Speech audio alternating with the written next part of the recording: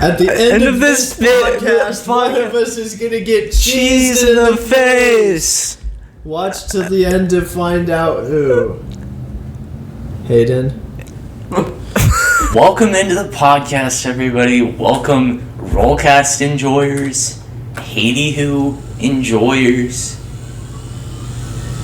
and enjoyers that are kind of dirty casuals, if we're being honest, and aren't subscribed to either one. You are welcome as well. Is this good or should I keep going? Is this fine? It's such an advanced desk, I don't know how much farther can it go. It's such advanced technology. Yeah. Good?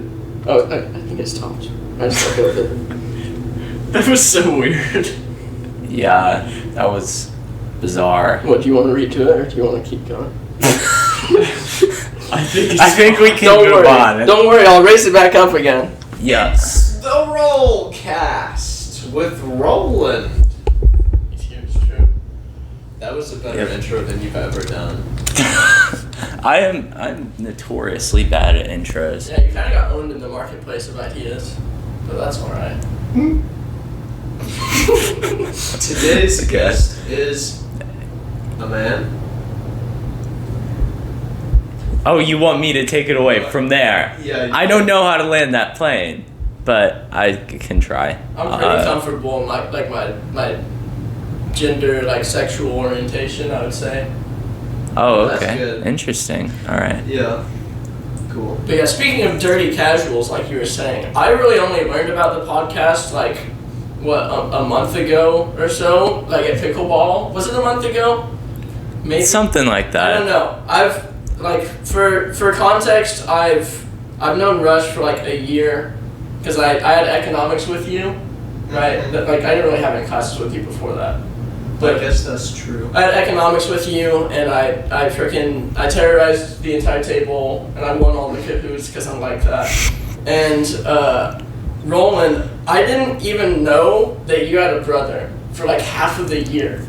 Yeah. And I got to know Roland a tiny bit during tennis, but I don't really know you very well, straight up. I don't know you super well just because we haven't known that each other exist for that long. We have a parasocial relationship, I would say. Maybe we know each other through YouTube. YouTube. But I've known about the podcast for a month maybe. And so as much as I would like to say that I'm a big fan of the podcast, I might also be a fake fan. But yeah, going back to what I said, I didn't know that you had a brother. Mm-hmm. And in the hallways, sometimes I would see him, and I would, honest to God, I would think it was just you. And that was a little bit problematic.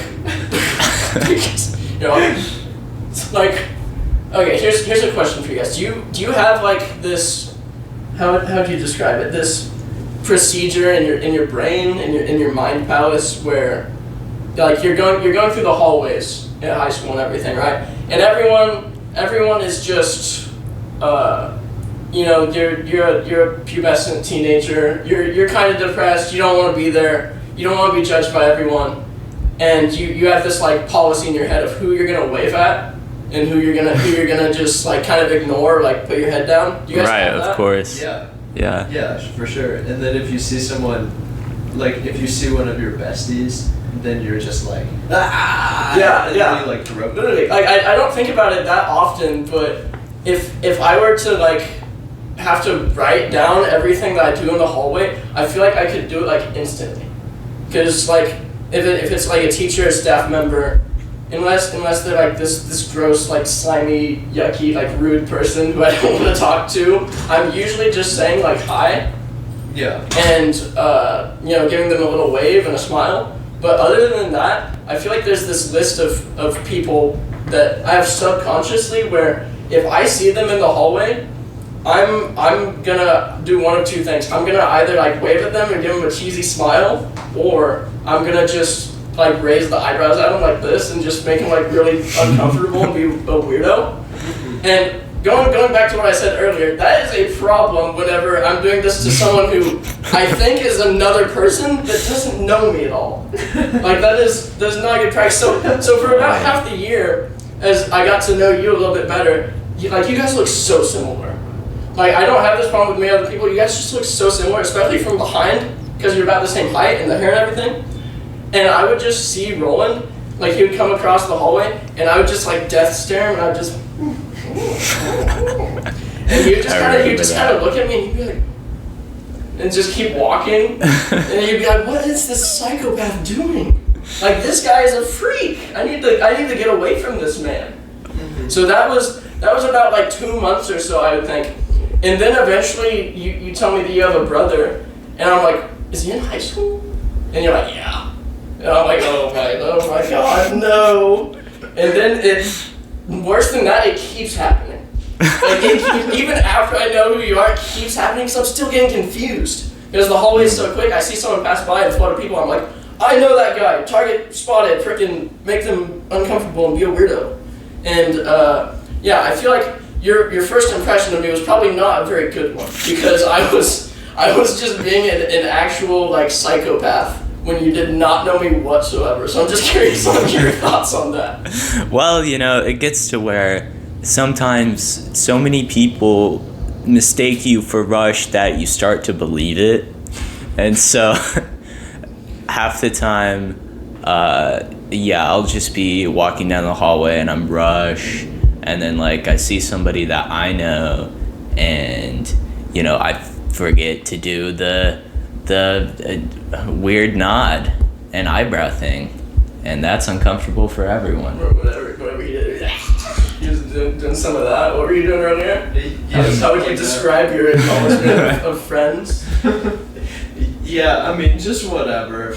Just kind of a little slap on the booty, little rub on the head, ooh, as they're passing by. Yeah, pretty much. That way they know that I still care about them. Yeah, you just have to show that you care. You can't not acknowledge your friends in the hallway, because like some people I'm like low-key friends with, or like I associate with maybe. Like there's people on the tennis team or something, they get an automatic wave. Don't get me wrong, they get an automatic wave. Maybe there's people I played soccer with, maybe they get a wave. But with people, I would do this. If I wave at them and I know that they saw me wave and they just don't acknowledge me, they get one strike. That's one.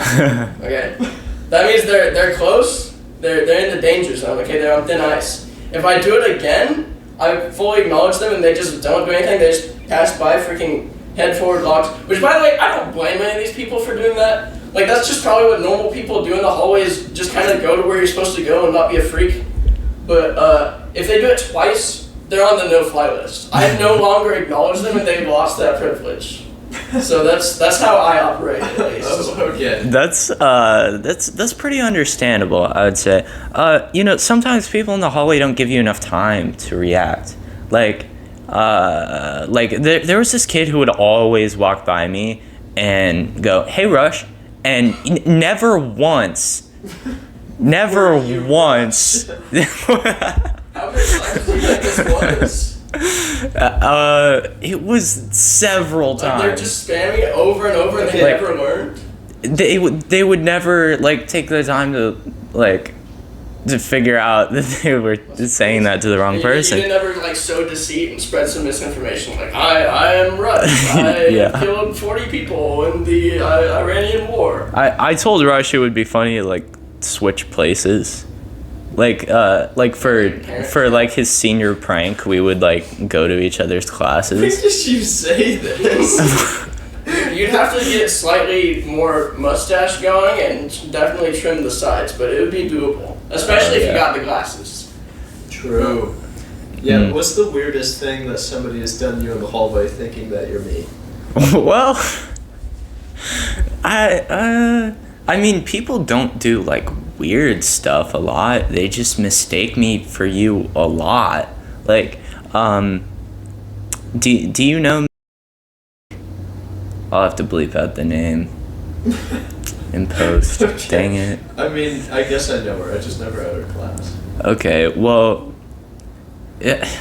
one time she stopped me in the hallway and asked if I had a brother, And then it was like this whole unskippable cutscene of like, oh my gosh, you look so much like. I was almost late for my next class. That does just kind of happen. Yeah, you just kind of have to sit through it. There's no skip button or anything. You can't just be like, yeah, I have a brother and like run off. You kind of just have to sit through it. Otherwise, the reputation's tanked. They're like, okay, this guy's Rudy doesn't want to talk about his awesome brother that I love so much, and they're like, you're done. You're the younger brother. He sucks. So you just kind of have to tank it. Because I also have 2 brothers.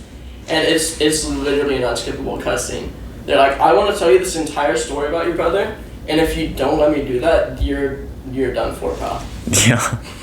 I just make anybody who talks to me write me a note. Write you a note? Oh, in the hallway? Yeah. You would just always skip tardies? I didn't think about that. That's bold. That's a bold strategy for sure. I mean, they'll do it if you ask. That's kind of crazy. I love though. She's really nice. And What'd she teach? English. English? Gotcha. Yeah. Yeah, I never had her. But yeah, I got here, Rush sent me the Addy and everything, and I got here and I'm like, I'm pulling into this, I don't know if I'm doxing you by saying this, I'm pulling into this like career center where it says you're not supposed to park at all. Yeah. And I'm like, you know, this is fine. This is good. I'm just gonna head on in here, and this is what like Google Maps took me to, so it should be okay. And for a while, I text Rush, I'm like, hey, I'm at this career center thing. That's probably close enough, right? And he's like, yeah, I'll come get you. So I'm like, okay, that's good. So I go out kind of onto the sidewalk, and I just stand there kind of looking like lost, like a like a homeless person, but with a Baja Blast and welcome hair. So probably not a homeless person. But I stand out on the sidewalk just looking like lost and stupid for like maybe 5 minutes or so. And then I eventually just go sit under a tree for a bit. And this parking lot, I was telling Rush when he got here, this parking lot, it says like no parking, just reserved for whatever this career center is. And there's this dude who comes down the sidewalk. He pulls his phone out when he gets into the parking lot, and I'm like, okay, that's fine. It looks like he's just on his phone or whatever. And he goes right over by where my car is, and he's holding his phone down like this, messing with it, like he's pulling his camera up. And he literally goes, I'm not kidding, like 2 feet in front of my car, and just slowly walks in front of it like this, and then just keeps walking. And he was actually just on his phone, like holding it down here like a weirdo the whole time. So it was crisis averted, but I was kind of scared that they were just getting my license plate, and that would have been really bad news, man. Yeah. But yeah, that was my experience getting here, and then I entered your lovely home. Oh, well, so thank you. Because I love the couch, dude. The couch is awesome. Yeah. That's it. And I also have the pillow that matches me. Like, what more could you ask for? And there's even running water, I bet. Yeah, there is. Yeah, it's true. Lucky guess, you know? Yeah. I was still in bed when you got here. So, well, so you were texting me like 20 minutes earlier, also in bed? Yeah. So you were in bed the entire time, just like, hey, babe, just let me know when you're showing up. I'll come get you, okay? And then when I was like, yeah, I'm here in the parking lot or whatever, you're still in bed, just. That's what you're. That's crazy. Yeah. He's tired, dude. You said you were playing pickleball till like midnight, though, so it's understandable. No, I got in bed after you texted. Like, you texted me, and then I was like, yeah, I'm going to bed. Oh, so the thought of me just puts you to sleep. I'm just so unbelievably boring that you can't handle texting me when you're not in bed. What am I, your lullaby? Yeah, like, when Daniel parked here, he said, like, bro, I think my car's gonna get broken into. That is the most Daniel thing I've ever heard in my life, dude. Oh my god, he's always on some crap like that. But yeah, I'm excited to be on the podcast. You know, I sit upon the shoulders of giants, being the chopped huzz Daniel Rice. It's not a fat joke. I love Daniel. You know, I'm not getting the jawline angle that he had, but it's probably for good reason, because I can't rock it like him. You know, I don't got that snatched jawline or anything. But yeah, I'm excited. I watched the Rock podcast, was really good. And I think there's one more. You said it was the Should I Not Be Kid, the podcast that's coming out before this one? No, I mean, like you said, it's coming out before this one. They already know. That's true.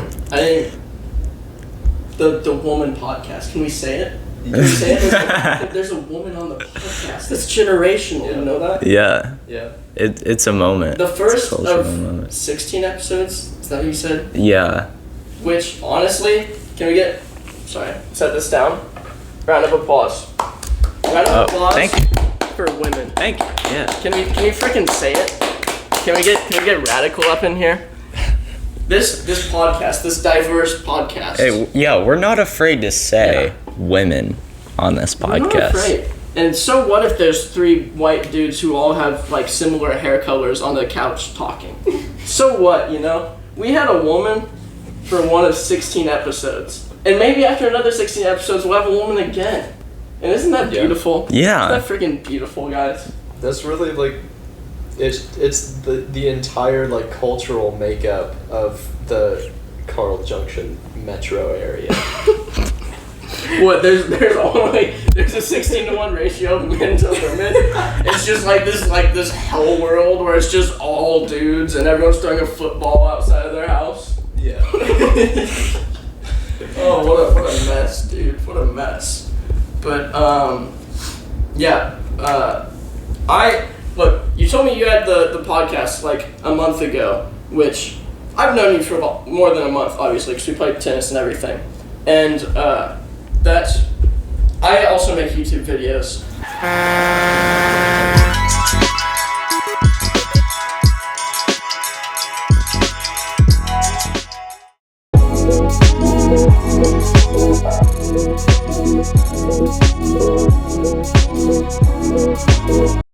And in some points, making YouTube videos over the last like 2 or 3 years or however long I made YouTube videos, I kind of feel like I'm taking like crazy pills, like I'm an insane person, because no one else really like that I know in my personal life does anything like that or makes like online videos to a certain extent. So your podcast is like one of the only other like kind of creative like online things that I've seen. Like you write books, you do this show, which is sick, and I'm genuinely curious, not out of like just throwing up like broad philosophical questions to be annoying, but I'm genuinely curious, like what is your actual like motivation for continuing on the show? Because from what I can tell, you take it somewhat seriously to the extent that like online podcasts can be taken seriously, where you upload fairly regularly and you actually plan stuff out pretty well. So what would you say is like your primary motivation for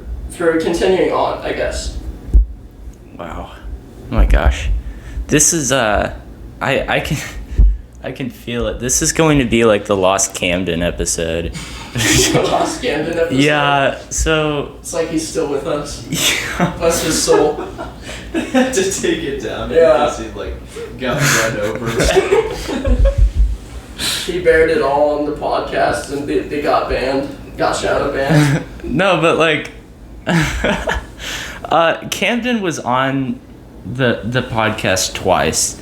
And the first time, and I feel really bad, but like we did it over Zoom and he wasn't using like mic or anything. He's just like on his phone. And so the audio turned out, as you'd expect, like really bad. Yeah, and so I wasn't able to upload it. But Camden is like really funny, but so he's like really good at the comedy, but then he'll also like go into like the serious, and he's like really creative too, and he'll ask those kind of questions. So it's really given me that energy. I'm a modern day Camden. Yeah. Shout out. I don't know if I know you or not, but shout out. Yeah. I don't know many people to begin with. It's a personal problem. Well, he's a sophomore. I wouldn't expect you. Yeah. So my motivation, I don't know. I have a lot of fun doing it, but I also just like I think that it's more like I really love to write, but I think that the podcast is maybe a little bit more accessible to people. Yeah, absolutely. than the writing. And I want to do like I really want to do like a live stream where I like write or like draw. I have like this drawing tablet, or animate something, but like I just don't think I have the following for that. Like I feel like I'd like nobody would watch, but I mean maybe I should do it anyway, just for me. I don't know. You don't know what I think? Yes. I think you should definitely do it anyway. I think the fact that like I knew you for probably like half a year or so, and you didn't even like mention to me that you had the podcast or anything is it's showing of two generally good things, which is one, you're not doing it for like clout or anything or just to be like attention hungry, which is something that, you know, if I like, there's been a couple people who they don't make YouTube videos or podcasts, but say they love making like TikToks 24/7 or whatever, and that's just kind of the creative extent to like some of the people in our like early Gen Alpha or end of Gen Z generation, and they don't really have any like creative drive or ambition to do a whole lot. Yeah. And so they're just like, oh, I want attention, I want a crowd, I'm gonna make TikToks 24/7 and tell everyone about it. And you do basically the opposite of that, which I find pretty admirable. And number two, it seems like you don't like I assume the views don't upset you or anything like that, just because you know by now that the nature of having a small YouTube channel is just you kind of get unlucky, and if a video happens to get clicked on, then they can see how much work you put in. So otherwise, it's kind of just meh. Right. But yeah, I think that if you really want to try and start streaming and doing live things like that, like I know that's a really popular niche in itself, just like this kind of fantasy world, like storyboarding and just kind of throwing these things together on a you know, creative diary or like a video where you draw and kind of flesh out these characters. I think you'd be really good at that. But yeah, I have a similar like belief with YouTube. Just it's mainly for fun. I also just grew up like pretty online with the format. Like I would always watch, you know, YouTube like Let's Plays or whatever just when I was really young, and that's part of the reason that I make stuff. But I also think, you know, like how long have you been doing the podcast again? Like about a year. About a year. Cause like I mean the first episode was like New Year's Eve 2023. Not 2023. 2020. No. We would have started on like oh my December gosh, 31st, 2024, going into like New Year's. Oh. Yeah. So a little over a year then. Yeah. Right. And you would say, I mean, since I'm new to the podcast, I haven't seen all of them obviously, but you'd say probably the quality of the podcast has gone up like pretty exponentially as you've gone on, and you've become, you know, what in my opinion, you seem like you're really good at verbalizing your ideas and just kind of keeping a conversation going, which is not really an innate skill, it's more of a learned thing. And that's something that I'm trying to, you know, get a lot better at myself. But yeah, it seems like you've probably gone a long way as far as now, and you're still only going into your sophomore year, right? Yeah. Yeah, so, I mean, when I think about, like, making YouTube videos, like, I started maybe, like, 2, 3, 4-ish years ago, I'm not sure when exactly, but looking back on my videos that I had then, like, there's just so many different things I can point out, like, this is so garbage, I wish I never put this on the internet or whatever, but that just makes me like what I'm making now more and more, and I still really haven't, like, gained any views or subscribers since then, but it's actually been really fulfilling just to get to make better videos and slowly try to become, like, more consistent. And I feel like you kind of have a similar mindset where you just want to get better at what you're doing to the point where maybe when you're, you know, a couple years later, you're going to actually be, like, having a really successful podcast, like, straight up, which is, you know, it's just tough for smaller channels in, like, a modern context, but it's not out of the realm of possibility at all, especially with how consistent you've been with the podcast, like, recently. Yeah, I love to just be able to like, I love it when a creative person finds the podcast, because I want to just show people that they can. Like, there's nothing about me that like enables me that nobody else can do with this show. Like, anyone could do this show, and I think that's really cool. Like, a lot of people don't think that they can do something like this, where they have like a lot of people just don't think that, like, they have these creative ideas and they just like don't think they can realize them. And I don't know, it's really cool. Yeah, I feel like one of the main problems with like our younger generation specifically is just like having this sort of, you know, ambition or like creative mindset and these ideas. And ideas aren't anything at all unless they're met with action. And there's just so little action in like not just like creating things or making art or making videos, but just with kind of most things in people's lives. Some people just are chronic, you know, talkers, and they only talk and they don't really like follow through on anything.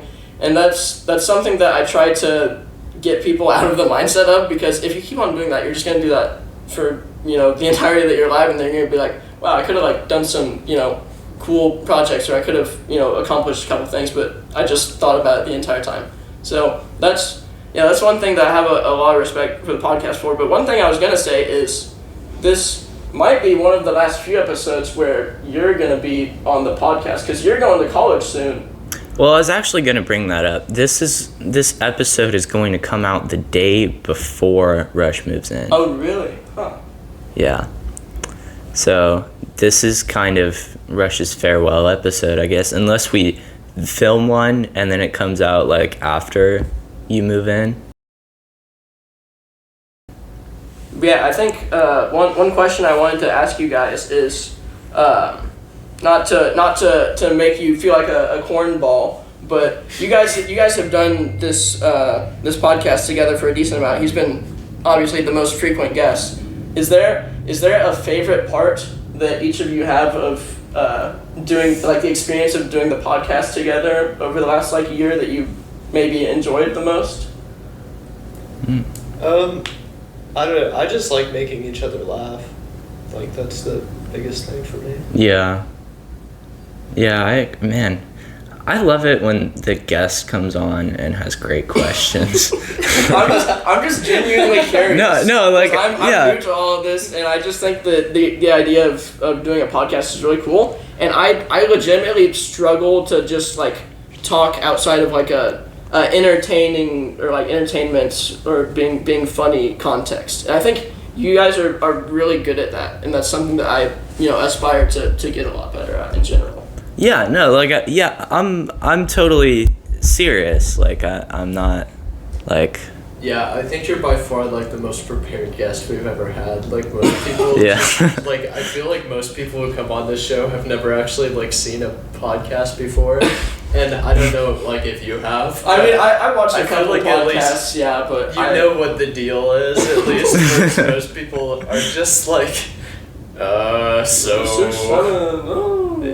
What's your favorite color? You seen any cool colors lately? Boobs or butt? Yeah, I can see how that would get a bit frustrating with some people. Always say that. Yeah, but definitely the ultimate goal of like the Rollcast is to start Rollcoin. It's a crypto scam the whole time with the however many subscribers. Oh, that's genius. That's what we're building it on. Because if they're dedicated enough, you can siphon all that money out of their bank accounts. Yeah. Where if every single subscriber is dedicated to the Rollcast, then you rug pull it all. You steal their doubloons, and then you're rich, and you buy a new podcast studio and setup, and then you're famous. Genius. And congratulations, you've made it. And it's crazy to think like how far we've come, where we used to do this in our bedroom, and now we do it in a $50 million Los Angeles stadium. I know, dude. That's what I'm saying. Yeah. The freaking look over invisible pool out there is sick. Can I say it? Mm-hmm. Can I say it? The glass floor pool with the view of freaking New York is beautiful. Yeah, it's alright, I guess. We could have done the podcast in the pool today, but I personally didn't bring my bathing suit. Like, I got all dolled up and everything. You know, put my mascara on, shaved my legs just for the podcast. But, you know, at the end of the day, I don't want to get all wet while we're talking, because being wet ruins my thoughts and my ideas, and I just want to go underwater and swim. Yeah, it makes your fingers all wrinkly. It makes my fingers all wrinkly, and I hate that. And it sucks so bad. Dude, before the podcast, just because I wanted to, I clipped my fingernails, and I don't know, this might make me sound like an actual psychopath. Dude, does your tummy hurt after you clip your fingernails? Does this happen to either of you guys? Please, I'm not joking about this. I genuinely want to know, does your tummy hurt when you clip your fingernails? I've never heard of that happening. Like, I might have to use your bathroom during the podcast today because my tummy hurts, and I'm not joking. Okay. That genuinely happened. I'm not a psychopath, I swear. But you really don't look forward to having to clip your fingernails. No, dude. When I was little, my fingernails just grew at an insane rate compared to my brothers, where they would almost always be long just by default, even if my parents tried to clip them. And they're like my number one defense tool, like my weapon. Like when my brother Blaine would try to like attack me when I was little, I would just freaking claw at him with the fingernails and actually leave cuts because they were like long and sharp. And they would always just complain and be like, "Mom, freaking cut his fingernails! This guy sucks. He keeps scratching us." And I'm like, just don't like throw me into the couch then. Just don't throw me into a wall maybe, and then you won't get cut. But yeah, I always had really long fingernails, and for some reason when I cut them, my tummy hurts. So the more you know. Sorry, I'm being vulnerable. Okay. Sorry, I'm being vulnerable on the podcast. Does that scare you? Are you scared by a vulnerable man who's gonna cry on camera in 10 minutes? Does that scare you? You look scared. Can I say it? We need someone. We need like a doctor to comment or something. Like I've never looked it up. I just genuinely, and maybe it's the morning too, because I have morning tummy sometimes. But whenever I cut my fingernails or do whatever, I'm like, dude, my tummy hurts. Yeah. And that's why I would never do it before school days, and then I would always put it off, and I would have awesome fingernails that a woman would love to have to paint. We need a pediatric surgeon who reacts to viral medical moments on the podcast. Exactly. Okay, that'll be next They would episode. offer so much awesome insight, dude. Yeah, I would love to see a pediatric health professional on the Rollcast. Can we make that happen? Yeah.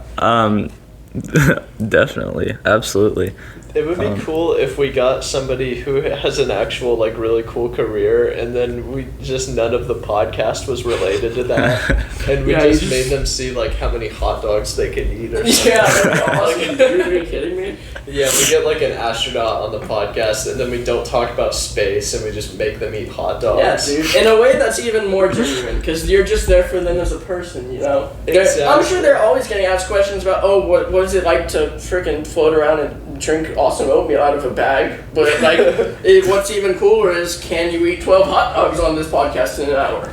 What's it like to poop in zero gravity? You would have to just ask that, though. You can't not ask that. Yeah. Like, I you would, ask that, yeah. then ignore that they're an astronaut for the rest of the podcast. I'd have to ask about aliens. About aliens? Yeah, like. I mean, I'm sure they got some awesome government secrets for sure if they're an astronaut. Oh yeah. They couldn't not, you know. They gotta be armed with knowledge. Yeah, I think we need to start a conversation about aliens in the comments, and I think, okay, full disclosure, I just want more people to comment on these videos. Dude, I'm saying, hey, it's easy to leave a comment, bro. It's easy. It's so easy. Yes. But no one does it, and it's so sad. And this guy is a champion of it, and I would say, like, maybe you haven't been a fan for that long, but in the time that you have been a fan of this show, you have seen and watched and reacted to so much Rollcast that, I mean, it's just like, We need your thoughts and your opinions. Yes. And also your thoughts. Exactly. Yeah, if you're watching this right now, leave a comment. Tell us about your entire day in as much detail as you'd like. Yes. Tell us what you ate for breakfast. Yes. What did you guys eat for breakfast, by the way? I don't think Rush ate breakfast because I think he just got up. Yeah. Podcast. Yeah, that would do it. I had frozen waffles and sausage. Yummer. Hold up. Yeah, it's like my go-to breakfast, I'd say. That's a solid one. Yeah, I literally like just ate a banana. I just rock with that. I love bananas, dude. I kind of just eat the same thing like every day. Like for 12 years, I would just eat like a peanut butter and jelly sandwich and like a banana, maybe a Twinkie for school lunch. And that was kind of the extent of what I would eat. I'm just really comfortable eating the same thing over and over. I don't know. Maybe it's something with my brain's wiring or something. I don't know. I just love eating the same thing that I like over and over. Maybe that makes me a crazy person. I don't know. I was gonna bring up how I don't like bananas because I think they're mushy, but that seems like an opinion that a 2-year-old would have. When you say it out loud, maybe. You know what? Freedom of speech. Freedom of speech. That's what I say. But you know, I kind of get it. Like that's kind of a textural thing. But yeah. Would you have bananas in a smoothie? I'm not a big smoothie or like shake person. Because it's mushy. Because it's mushy and runny. Is that why? Yeah, I'm just like be food or be drink. Like don't be both. I love a smoothie, and I love to crack open some eggs in there. Like to crack some eggs up in there. He's getting dangerous with it. Yeah. He's getting freaking avant-garde with the smoothie. It's craziness. Well, I don't eat a lot of eggs outside of that, so that's how I get my egg. Do you leave the shells in? Well, I thought he leaves the shells out for you because you don't like anything mushy and you always munch on eggshells all day because you don't like anything that's mushy. Yeah, he's crunching away. You're going to hear it through the walls here in the other room. You're like, Rod, stop crunching the eggshells. Like it's 7 back. Time to sleep. It's 3 a.m. He's eating eggshells. Come on. Instead of a bag of chips, I just have a Ziploc bag full of eggshells. And I'm just on the couch like... Are they edible? Do they just pass through you? Or are they like, do they get digested? Do we know? I don't Can we get another I have no idea. health professional? We need doctor in the comments. Dr. Google, let us know. Yeah, we have like one doctor that comments on every video, and so if you're that doctor, let us know. We commissioned the doctor to comment for medical advice. So because YouTube will put the thing under that's like, this advice is from a licensed health professional, and it's just the Rollcast. It's just the Rollcast, and you're doing a tarot card reading. It's like, yep, licensed health professional in the U.S. No misinformation about vaccines. Yeah, or crypto. Or crypto. Licensed crypto professional, and it's just Rush talking to the camera. Saying blockchain 7 times in each sentence so that people will believe him. We get Dwayne Johnson to endorse. Dude, it'll be lit. Has Dwayne Johnson done like a crypto scam yet? I say yeah, because I know that he will. I know that. Yeah. I think for enough money, like he would. I feel like he like last maybe a year and a half ago was like the prime time to just rob the bank accounts of all the like weird crypto bros. Don't really know how stuff works. Did you hear about like the UFL thing? UFL thing? Is that football league? Yeah, so it's United Football League, and so like they're like the summer NFL, and they're terrible. But I'm sorry UFL watching. I mean, I've UFL literally only seen enjoys. ads for it on the NFL, to be fair. So Yeah. I never watched it. I'll complain. But yeah. So they hired Dwayne Johnson, and he was supposed to do like 5 posts on his social media about the UFL. Like a social media ambassador? Like did he commentate? Like they paid him a bunch of money, and he was supposed to do, I don't know what they wanted him to do, but he was supposed to do 5 posts about the UFL. and he did like 2 of them and collected his money, and then just like, Let's get in that bag. yeah, but then the UFL is like, what the heck, you were supposed to do 5, but Did they he's sue got his little pants off? yeah. Did they shake him down for his lunch money in the alleyway? It would just cost him more money to do like the legal fees and everything. So he just like got away with it because he's Dwayne Johnson. Can I say that this was not about the UFL? What was it about? It was the Army. What? Yeah. Like the Army football team or the Army? Oh, Like you're the right. actual Army. Oh. Yeah, I didn't hear about that. I don't know. You're right because Yeah, no, like this is the UFL. Although I was thinking of I want to because say he like owns part of the UFL or something. yeah. We correct misinformation. And the army always like sponsors the We UFL. say stuff that's just not Lying is fun. Who cares? You know, sometimes we lie. Sometimes we lie. It's okay. You know? It's not that we're lying. We just don't know what we're talking about. We don't know nothing about nothing. Well, cause I know if you watch like a Birmingham Stallions game, they always have like the U.S. Army like at midfield, and it's like What do they To think? make sure Like nobody gets too rowdy. throwing the batons and. no, they have like the logo Oh. Okay. at I midfield. got you. Yeah. So the Army always like sponsors them, and then I guess like Dwayne Johnson. It couldn't be bothered to make 3 more posts. Maybe he's not a real patriot. Can we say it? Maybe he's not a real patriot. Maybe he's like the US Army. Maybe he thinks the war in Iran is wrong. Killed a prostitute. Uh-oh. And he killed prostitutes. I killed a prostitute. but How do you This is have the too Dwayne long. Johnson voice that's not Dwayne Johnson, but I recognize it as Dwayne Johnson? How do you do that? It's crazy. I just hear you just talk in that manner. I think Dwayne Johnson now. How could you put this into my brain? It's a little weird because that's not at all what he I know, sounds like. but you speaking in that tone for 6 minutes freaking fired it into my neural pathways, and now when you talk like that, I'm just like, this is the Rock speaking. That's the Rock. The Rock is here. He's talking. He's whispering sweet nothings into my ear. He's speaking, and I can't stop it. I can't block it out. Yeah. I love that you enjoyed that one. It was awesome.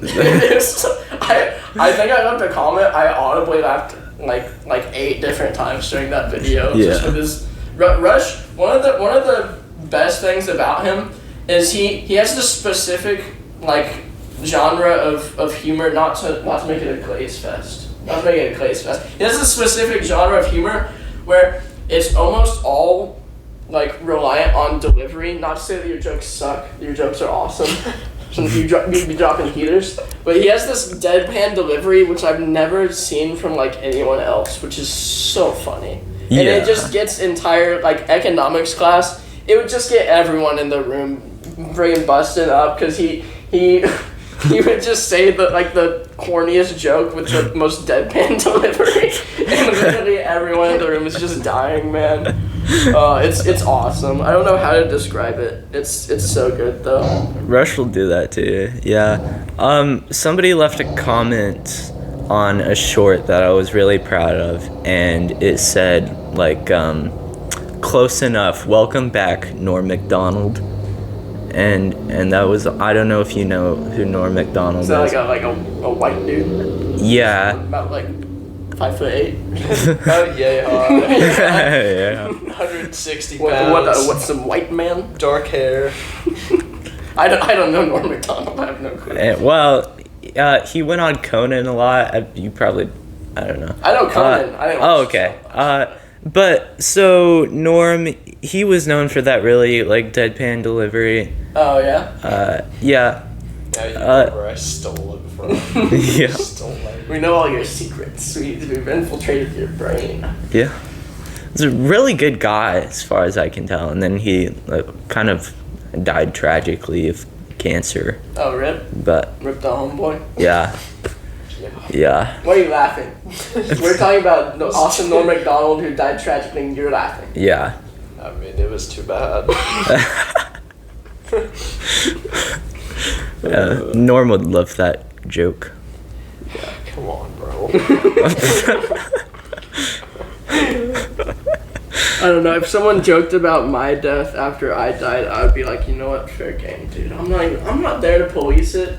I'm not there to tell everyone what to do. Whenever my funeral comes around, if I get to make a list of what they're doing at my funeral, we're having awesome birthday cakes. We're wearing freaking pants only, nothing else, and we're doing open casket, dress them up however you want. It's gonna be a fashion party with my dead body. Okay? None of the ops are invited. I'm gonna have a big, beautiful bouncer outside who's 8 foot tall, and you'll freaking rip the head off of any of my ops who try to show up to my funeral. So we're not doing any of that. We're not having the ops at the funeral. They can't dress me. Okay? So we're gonna do all of that, and then for the final send off, once everyone's had their fun and they ate their birthday cake, and it's only the homies there. After watching a couple of the YouTube videos, because they're awesome, to remember me, rest in peace.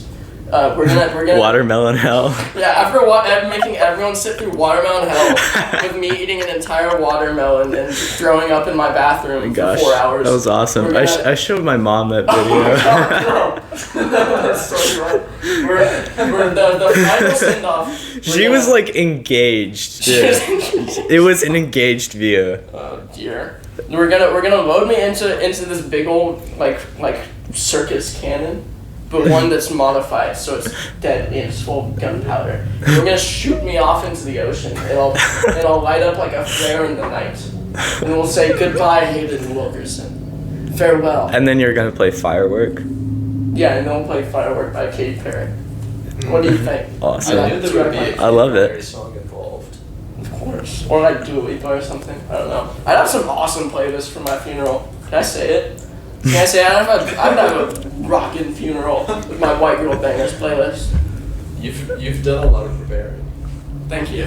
Except if I die and I don't write it down, this is the only recorded protocol for what to do. So if you're watching this, they have no choice but to shoot me off like a rocket into the ocean if I die and I don't write it down. They just have to because I'm dead. Like a lawyer is gonna show this podcast to Yeah. your family. and I'm like, family, I'm sorry. You just can't invite the ops. You have to dress me like a Barbie doll, and you have to shoot me into the ocean. There's nothing you can do. It's not up to you. It's not up to you. you have no choice. You have no choice. Wait, can we do suggestions? Suggestions? Yeah. Are you saying that my funeral's flawed? What do you mean?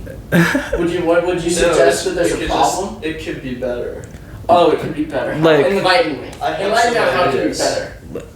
Like if you had like a parade and then like everyone could I mean we just need like French Revolution style, like they parade me around on a stick. I want that type of parade. Whoa. You know what? The guillotine, that would be a thing. We're bringing the guillotine. Everyone's gonna watch my little head get sliced off. so like he dies peacefully in his sleep and then like we guillotine him. No, I've always thought about this. Like, I'll probably just donate my body to like science because I don't really care. Oh yeah. Like, I've always thought about samesies. like there's legal things that are kind of stopping you from like if you know you're gonna die and you're like really old, like just jumping off of a giant building and splatting onto the ground. But on the other hand, I'm like, wouldn't that be really cool if you were about to die and you recorded yourself jumping off a giant building and splatting onto the ground? Yeah. And like, what if I did that and I set it up? It's this beautiful Red Bull event, Red Bull sponsored. It's sponsored. Yeah. And everything's recording me getting ready to jump off this giant building and fall friggin' 80 stories and splat on the ground. And I see how close I can get to the target on the ground. And that's how I go out. And like, what if I'm like, yeah, sign off on this, sign off on that. We'll have all the licensed doctors, science people there. They can measure my velocity, whatever. And why can't I just do that? Why does America's laws have to say that you can't end your life in a beautiful showman-like fashion? You know? Yeah. I don't know. People are messed up. What does this country come to, dude? Yeah. It's jacked up, for real. Yeah. Anyways, you said you had some improvements to the funeral. Well, I don't know. I mean, it is pretty great. I know. Can I jump in for a second? Of course. And then we can come back if we need. Okay, so this was like 8th grade LA. our teacher made us like debate. Like we went into pairs, and like somebody would debate one side, and so like the classic. Yeah, there's the list of topics, Okay, so and basically, she came up there with. was a topic, and then one person would have He's being hurtful. He's being hurtful right now. And this was the other person. The other person. I'm going somewhere with this. Opposite of the first person. Okay, well, she made just enough topics for the whole class. So like. Wow, that's really. My gosh. Jeez. You gotta deal with this guy all the time. Oh my god, this sucks. I'm so glad you're here as like a buffer. Don't worry, I will break his nose for you. I will break his nose live on the Rollcast so that you finish your anecdote. Continue. Okay, so like everyone like if there's a topic, somebody has to do that topic, you know?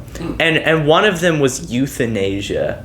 So somebody had to argue for and against euthanasia. I remember this exact. You say this was 7th grade? It was 8th grade for me. Yeah, I remember this exact thing. Yeah, that checks out. Yeah. I did. I was with my friend who's not like. I won't say the name, but they weren't a very smart person. Okay. So I just said, yeah, we're doing a stem cell debate. I'll take the pro stem cell side. You take the not pro stem cell side. And it's just like this medical like thing to like heal different parts of your body with basically no downsides. and they had to try and argue against it. Which is not entirely my fault because the teacher put this out as like some debatable topic. But yeah, I just took the pro side and I was like, oh yeah, you can take the con side. You should be fine with it. And I just freaking steamrolled through the debates. It was so cool. Oh my gosh! They were just like, yeah, you probably shouldn't have stem cells injected. I guess you have to get them from embryos sometimes. So yeah, think about that, everybody. That was my TED talk. I kind of had like a similar thing because oh my gosh, like somebody paired up with me because I was smart, and they thought like I would do like a worthy challenger. Yeah, they thought I would do like more of the work, I think. Oh yeah. But then like that was not the move because I debated the cons of the minimum wage, and I'm like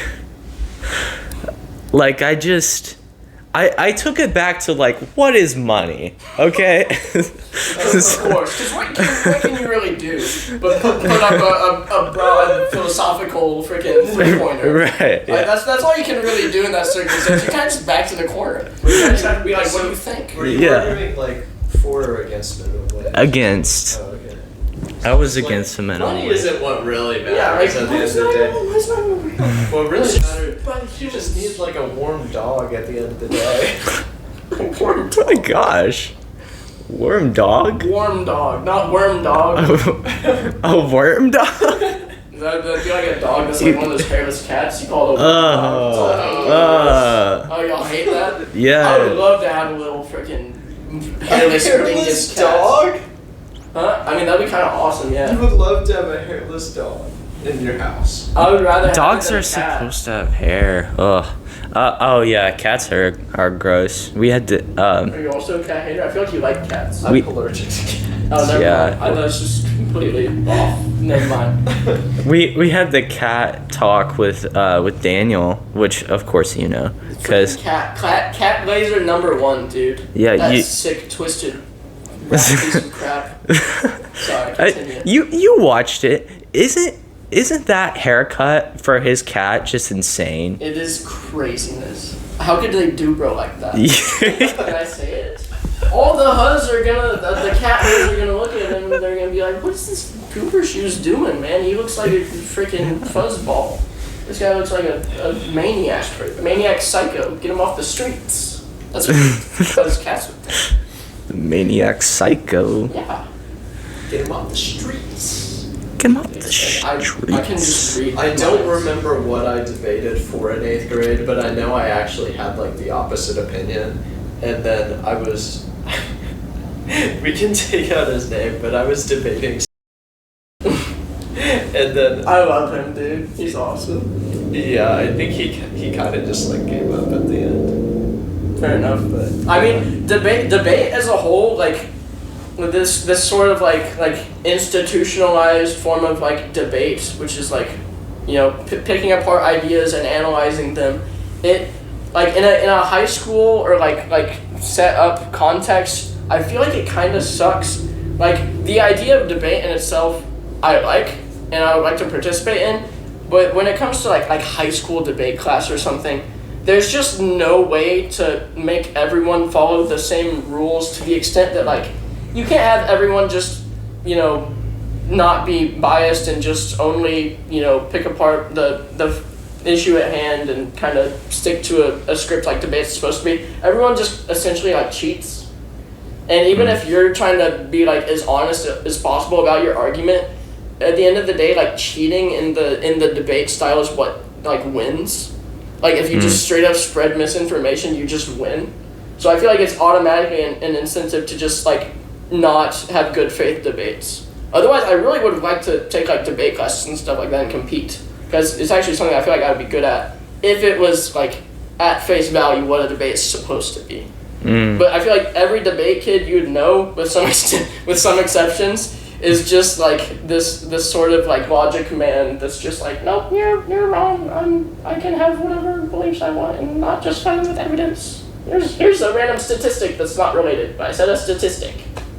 Yeah, I mean, I think a lot of the people who are actually in debate are like pretty honest about it, and they seem like,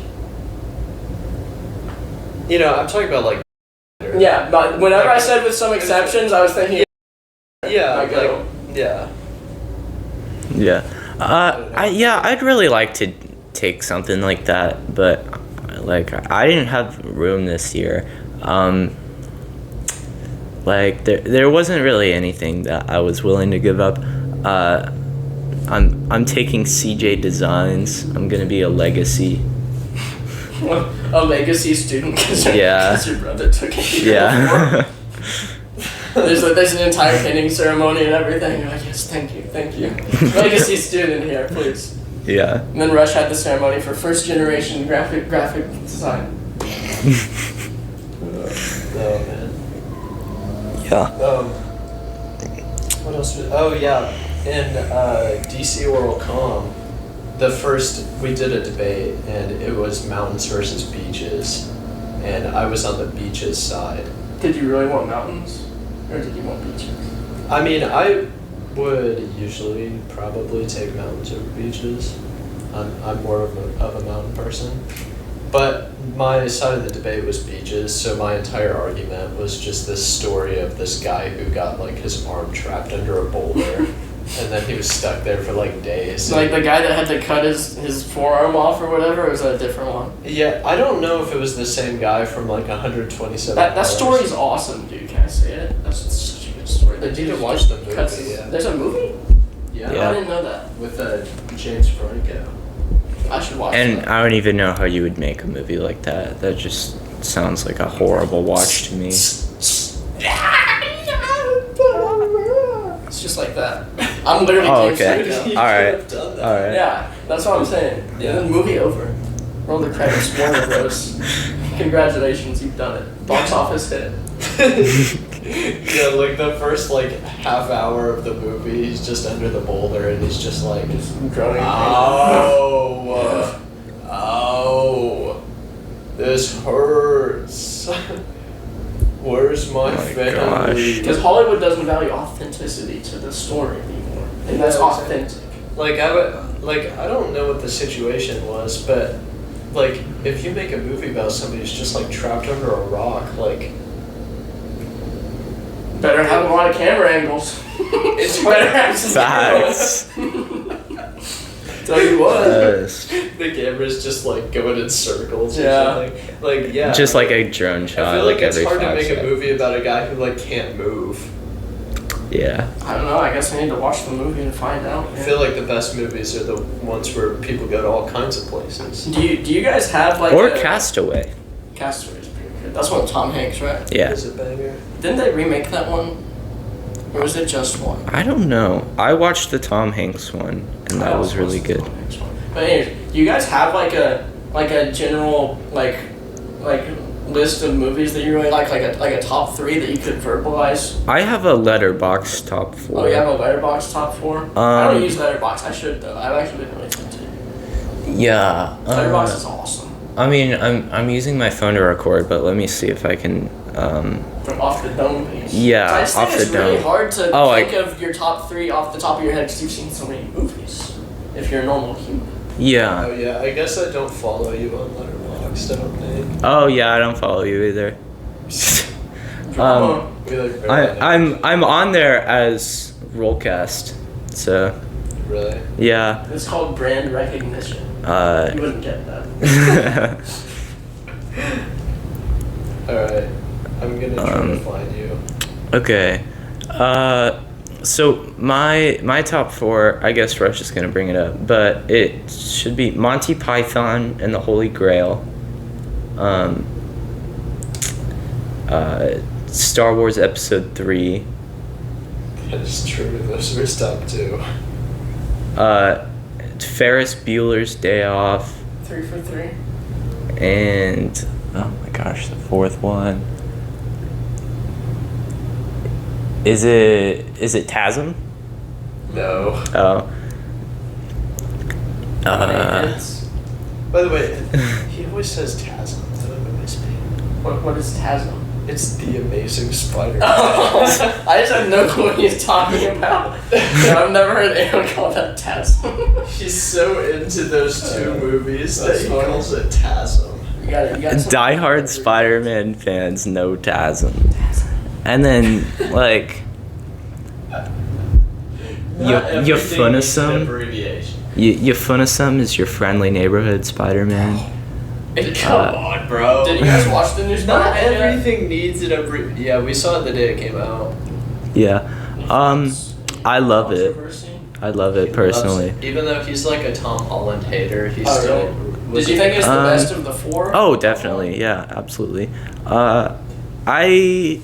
I wasn't a big fan of the first Holland movie, and then I did not like Far From Home. I thought Far From Home was the worst of the 4. Yeah. I like I the would 3 agree with probably the most, but it's really close to 4. Far From Home is probably my least favorite Spider-Man movie. That's fair.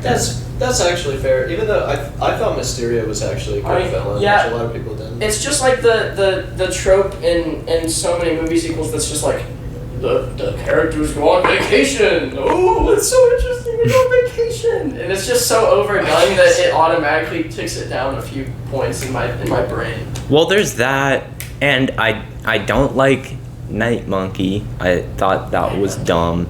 Come on, that was funny. I hate that her name. Okay, this might be my biggest beef with the Holland movies.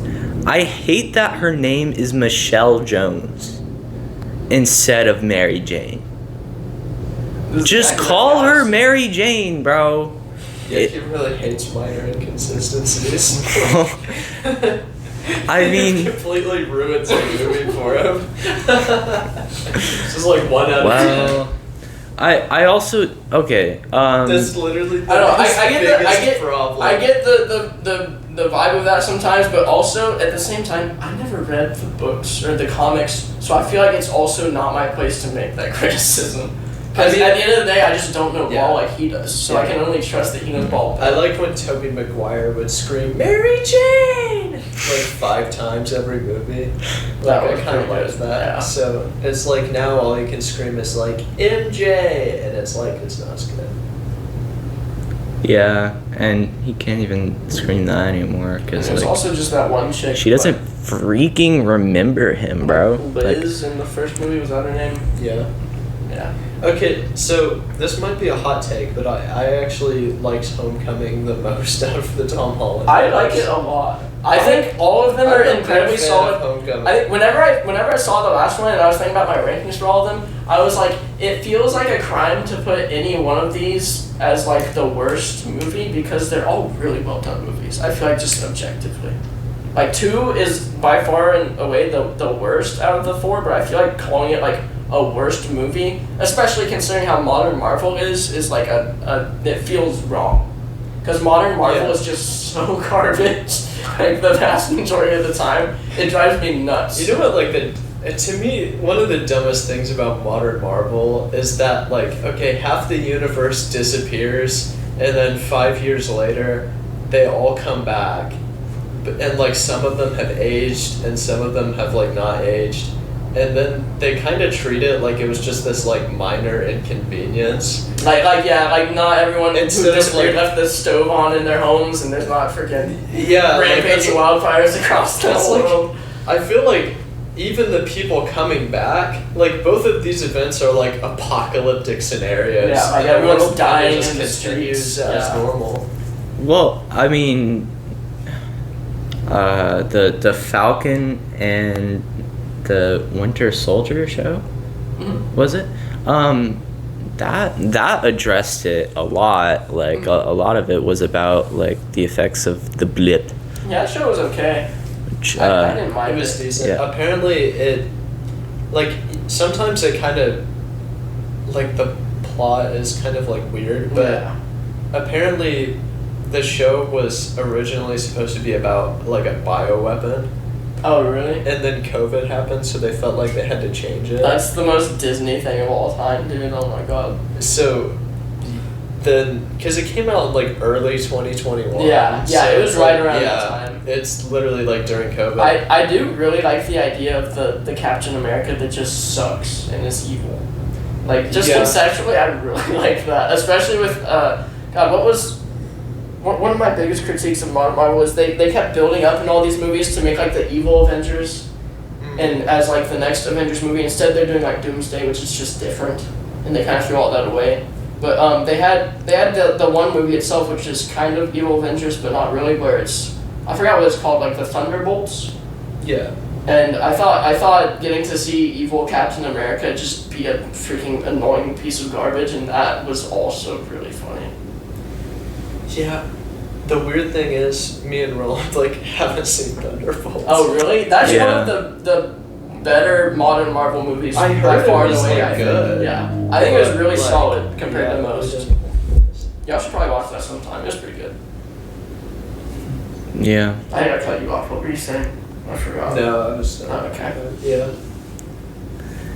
Yeah, man.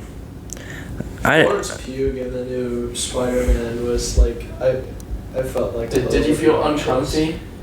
She was just like, I felt like they were trying too hard to just make her like above it all or whatever. That's fair. Yeah. Yeah, I don't know. I think seeing shirtless Spider-Man in a towel with the mask on was probably just fan service to like all the people who played the Spider-Man games, where he's just kind of doing whatever, he's doing his thing. Mm-hmm. But that was a kind of funny scene. It was a bit forced. It was, yeah. Do you have a top 3 or 4 you could think of? It's okay if you don't. I feel like it's hard to think of your top few movies right off the bat. Did you ever tell me what my 4th movie was? Oh, it's Pirates of the Caribbean. Dead Man's Chest. Oh yeah. I loved. Yeah. Was that the second one or the third one? That. Okay. Let's see. It's the second. You got Black Pearl, Dead Man's Chest. No, wait. Those movies are underrated. Yeah, Black Pearl, Dead Man's Chest, At World's End. I feel like everyone just kind of forgot they existed. Like, I feel like when they came out, everyone in the world, like, loved them, and then they just kind of got forgotten about. Well, yeah, and the last one ends on a cliffhanger. Oh, really? The one with the weird black-haired, like, decrepit, like, decaying guy? And, like, the trident and everything. Yeah. But they had that post-credit scene There's a where there's, like, it hints at Davy Jones coming back, and then they never paid that off. Yeah, it's crazy because it's such a lucrative IP for Disney, and they're all about just creating sequel slop over and over and over. But they don't mess with that one, I guess. I don't know. Yeah, I think and it's like the easiest thing ever to like. But it also is like by far the worst one in the series. The last one? Yeah. Oh yeah. It was entertaining, but yeah, it was the worst.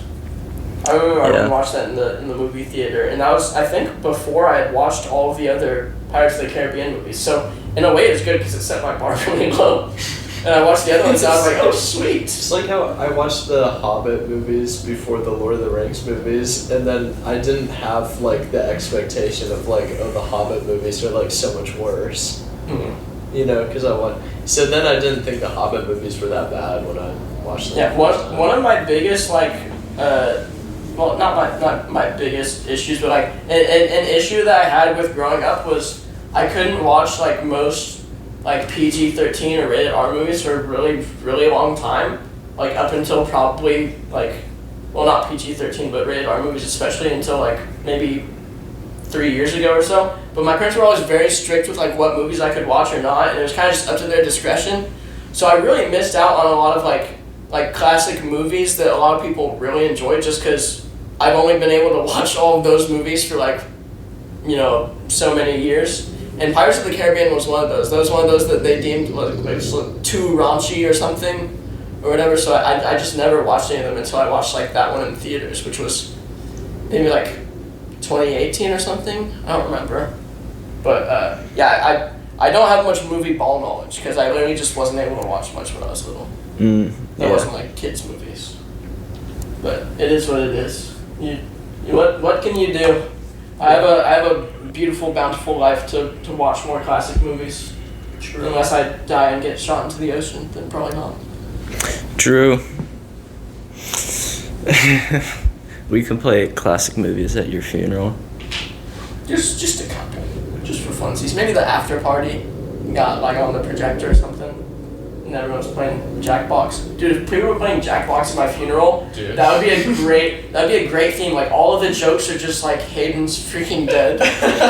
Like it'd be so funny. Like everyone's just playing Jackbox and throwing up heaters just about like my existence. I would be so proud looking on from the heavens. I thought it would be like I thought about calling this episode something like the men do a podcast or something, because you have that whole series, but like I don't know how that series is dead and gone. That was the high school years, and now they're over.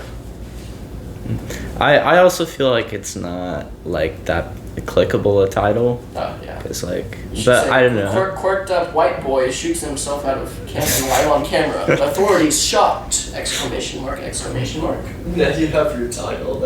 You have to name it. Quirked up white boy throws dress up party funeral. Freaking the what happens will shock you. See now we're thinking like YouTubers. Red arrows in the thumbnail. Yeah, and you have to have the red arrows and the red circle. Bro, and the big red text, you have to have it all. We were talking about it last night, how he just needs to have like a soy jack in every thumbnail. That would get so tired, dude. I'd be like, come on, man. No, the thumbnail conventions and the titles, dude, they drive me nuts. Cause I wanna just not like think about them at all. And on lower effort videos that aren't like what I would consider main videos, I usually just do something like lowercase. But whenever I like, I have a couple of videos that I'm actually trying to like hope that they get like clicked on that are coming up in the next few months, and I have to like try and put this effort into making like a good thumbnail, like a good title, and I'm like, it's whatever. Do you ever do like the A/B testing? I put on a video that I released yesterday, I put 2 different thumbnails in, and then like an hour later I was like, you know what, I just really like one of these thumbnails better, I'm just gonna change it back to that. And that's as far as I've gotten with that function, but I probably will, honestly, because I would assume like even though they say it doesn't like boost engagement or anything, it probably like low-key does, because you're just telling the the platform that like, hey, I put more effort into this. Go show it. Go show everyone my effort. Yeah, I did the A/B test for the video me and Rush did.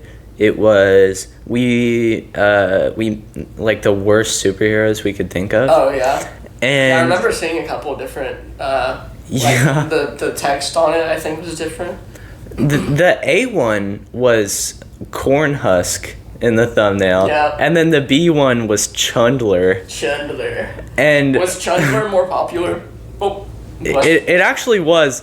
Chundler got 80% of the clicks. That doesn't surprise me. Chundler is generational. So I really like Cornhusk, but Chundler is just generational, man. I'm really glad I did the test though, because I kind of thought that Cornhusk would get more. I mean, it's just so hard to know, especially with the crazy like audiences that small channel videos get recommended to. Like, it's just throwing crap at a wall and hoping it sticks. Like, there's literally no way to predict if you don't have like a big follower base. Yeah, like for the Olivia one, I'm doing another A/B test, and one of the thumbnails is like normal, and then the other one is like a drawing that I did. I'm curious to see the drawing. Bro. Yeah. What do you mean normal? Is it scary? Do you mean it's just like a frame from the video? I mean, I can show it to you. It's like 2 frames mashed together, but you can't really tell. 'Cause it's like I wanted to get. Let me just show you what it is. Show the class. Yeah. The I mean, thumbnail was kind of lazy. I don't know. I thought it was good. It wasn't the highest I effort have one. a very specific like viewpoint on all of this, to where I think regardless of what you're doing, like if you put even a little bit of effort into it and you just keep making the podcast, that's awesome. I miss like these. You miss those? Yeah. I really the tier list one is a really good thumbnail, I must say. But yeah, I try not to be too hard on like thumbnails and stuff, because at the end of the day, if you're just still making videos, that's fantastic. Wikipedia tools. Oh wait, that's pretty cool. Oh, that is actually cool. I like that one quite a bit. So if you see, like, this is like 1 frame, and then this is another, because I wanted me to be like slightly in it. Yeah. So It's the movie magic. Oh my gosh. I'm sure you'll throw this up for the beautiful viewers at home, or cut it out. That's actually yeah, I'll throw it up. I mean, they can always like. Sometimes we throw up on this podcast. Isn't that beautiful? Yeah, I mean, they can always like look at it, and who knows, maybe it will like blow up, or maybe it'll bomb. Like, it could be. But I bet it's still a banging podcast. Either way, you can see it on my channel, and here's a link to go watch it. The link. Here's the link. Just try. Here's the Learn link. to try it. You're gonna get 1 extra view from that. And that's all that matters. Claw your way to the top. No, dude. If I really wanted to get like, I mean, that's assuming someone is still watching this, which I know. I mean, Hayden is I feel probably, like but usually by the 1 hour mark, we have like 2 people who are still watching. I don't know. I've gotten to the point where I'm okay with like watching footage of myself back, which you kind of have to be to like edit stuff. yeah. Like for a while, like I would just like watch myself and like jokes that I make, and I'm just like pissed off. That's a stupid joke. Why is this a stupid joke? Dude, when Rush showed me your channel, obviously my introduction to you was Watermelon Hell, but so like you were like wondering about like your first impression. That was the first lasting impression you had on me, was Watermelon Hell, but It's always a good sign, isn't it? yeah. Someone hurling in the toilet and on the ground suffering in the bathroom. Roland is the kind of guy to where that's actually a good first impression. You know what? Yeah. That's beautiful. It's beautiful and natural the way I threw up after eating a whole watermelon. Yeah, it's like birth. I don't know. That's weird. Sometimes, like... I'm sorry, but... Yeah, dude, over the last, like, year... That's a callback. Is this what being bored is like?